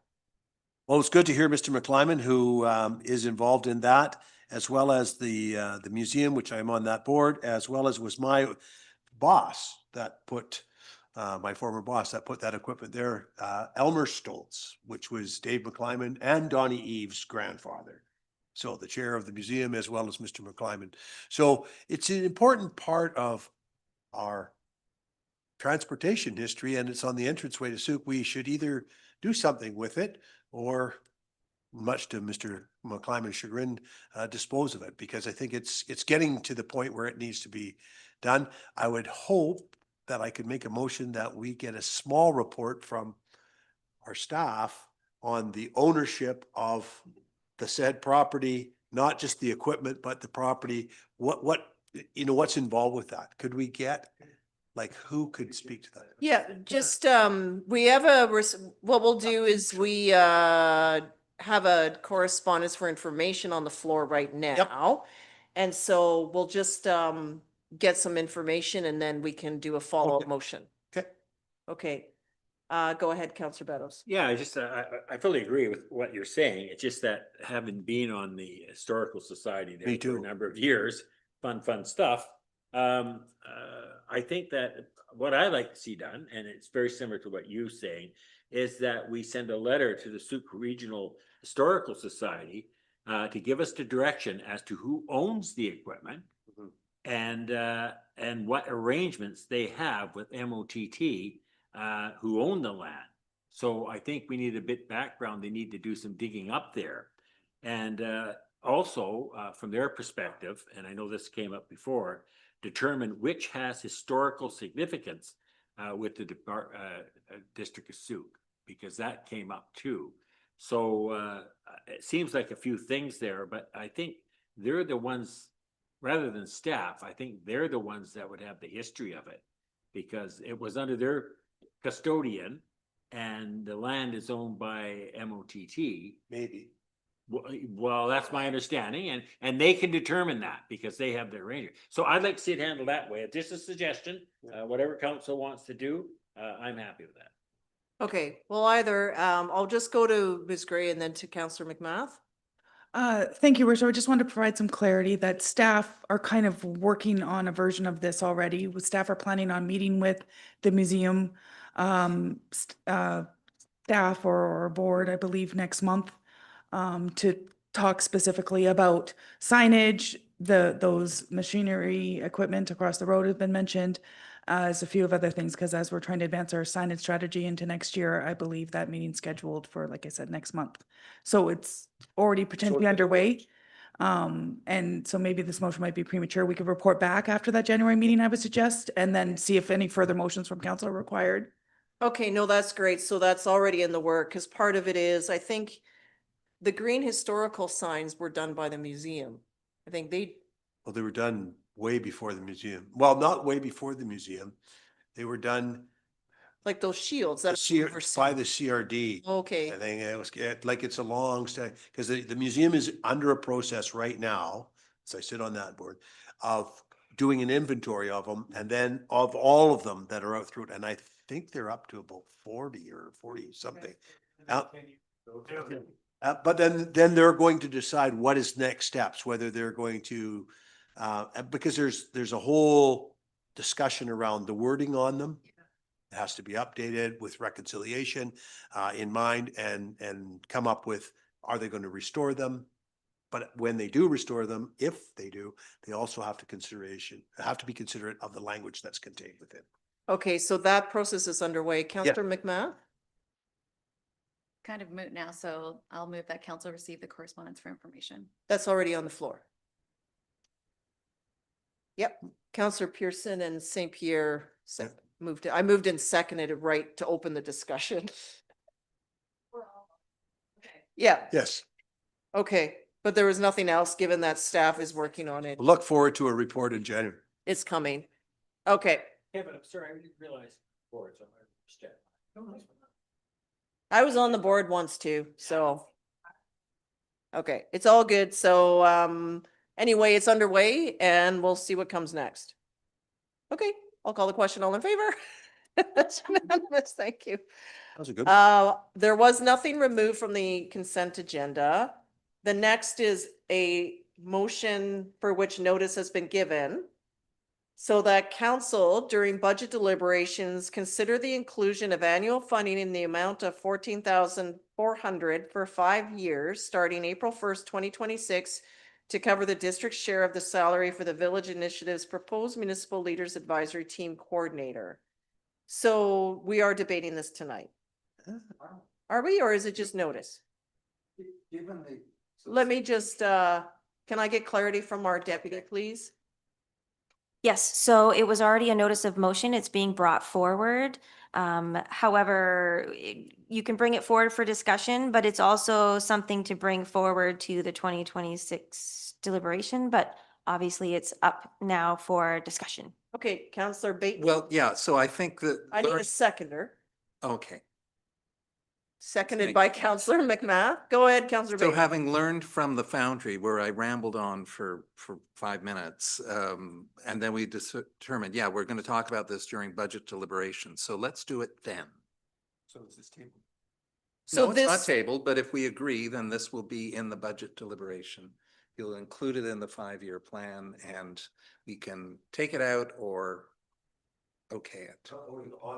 we're not voting on this money in the budget. It's about advancing this to the budget. Right, okay. Yes, Correct. during budget Yeah. deliberations. Thank you. Okay, is that clear to everyone? Well, if you don't vote in support, it won't go to the budget at all. It'll just stop tonight. Okay? All right. Would you like to motivate? Motivate. All we need to do is remember the wise words of the three individuals who came to us 2 weeks ago, I think it was, Cindy Andrew from the Village Initiative, and the new medical health director for Island Health, and Shelley Cook from the community. Yes. Probably have outreach, Community Social Planning Council of Greater Victoria. So the Village Initiative is seeking to gather salary for this position, which would be $115,000. And it works out to about $1,000 per, anyway, this is what it works out to. I'm not ready to Okay. motivate, but please don't defeat this because this is important work. Okay. Counselor St. Pierre. Oh, sorry, McMath is the seconder? I will support it tonight, but to be completely candid, I highly doubt that it is going to succeed in the budget. But just for like perspective, last year when we were doing our budget, we said that we were going to have this increase, and then the subsequent years, we would be halving it. And so that is going to be impossible if we continue with donations like this. Not that they don't have wonderful intentions and wonderful goals and all of those things, but fiscally speaking, we can't do both of those pieces. So I just wanted to, Counselor St. Pierre. I tend to agree, but at the same time, I think this position as an advisory team coordinator is a lot like, based on what the presentation indicated, it's basically sort of a policy council that should be actually taking some of these costs back with the province and the feds. And honestly, this is where it should all land in a lot of ways. But if we don't have some kind of a voice to lobby for those improvements, it's harder to make it happen. So I'm looking at cost savings in terms of actually having a strong voice with the province and the feds to actually take on the costs that they should be responsible for. And it's hard for us to do it. But anyway, it could be discussed later. I'd love to discuss it later. I'm Counselor not too Better. tired tonight. Yeah, again, it's one of those pulling at your heartstrings, but I'm afraid that I can't support it. I think that we have a tough budget year coming up, and we're going to have to really, really pare things down. So, I mean, we could put it off and discuss it then, but my feeling is if we have to cut the budget, that's one of the first things to go. So I just as soon do it now, but so I won't be supporting the motion. Okay. I'll call the question. All those in favor? Opposed? Counselor Beddoes and Haldane are opposed. That carries. So that'll move on to budget deliberations. The Wounded Warrior Run BC. And that is that council approved funding in the amount of $2,500 for the 2026 event, which is February 1st, and direct staff to report back on options for ongoing annual support.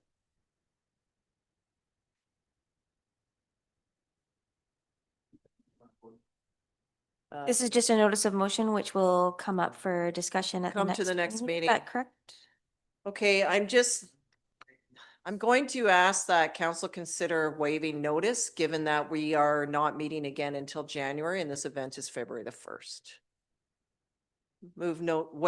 Motion to waive notice by Councillor Bateman thank you, and seconded by Councillor St. Pierre. So I'm waiving notice. All those in favor of waiving? Opposed? Councillor Haldane is opposed, so it passes. So yes, we have been supporting this event for quite some time now. They have added a Sooke to Sydney run, which is separate from the larger run. And as noted, it is to help, it's all in the letter here. So the ask is 2,500.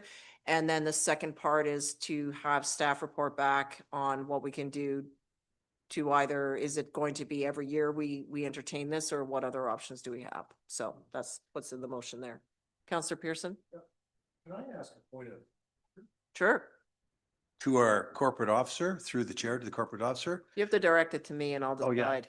if we're going to reduce the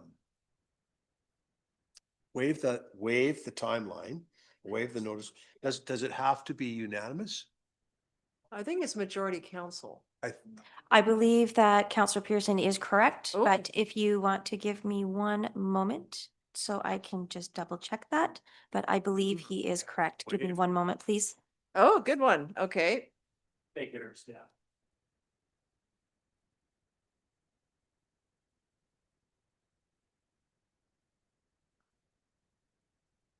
That way we flow to the next meeting.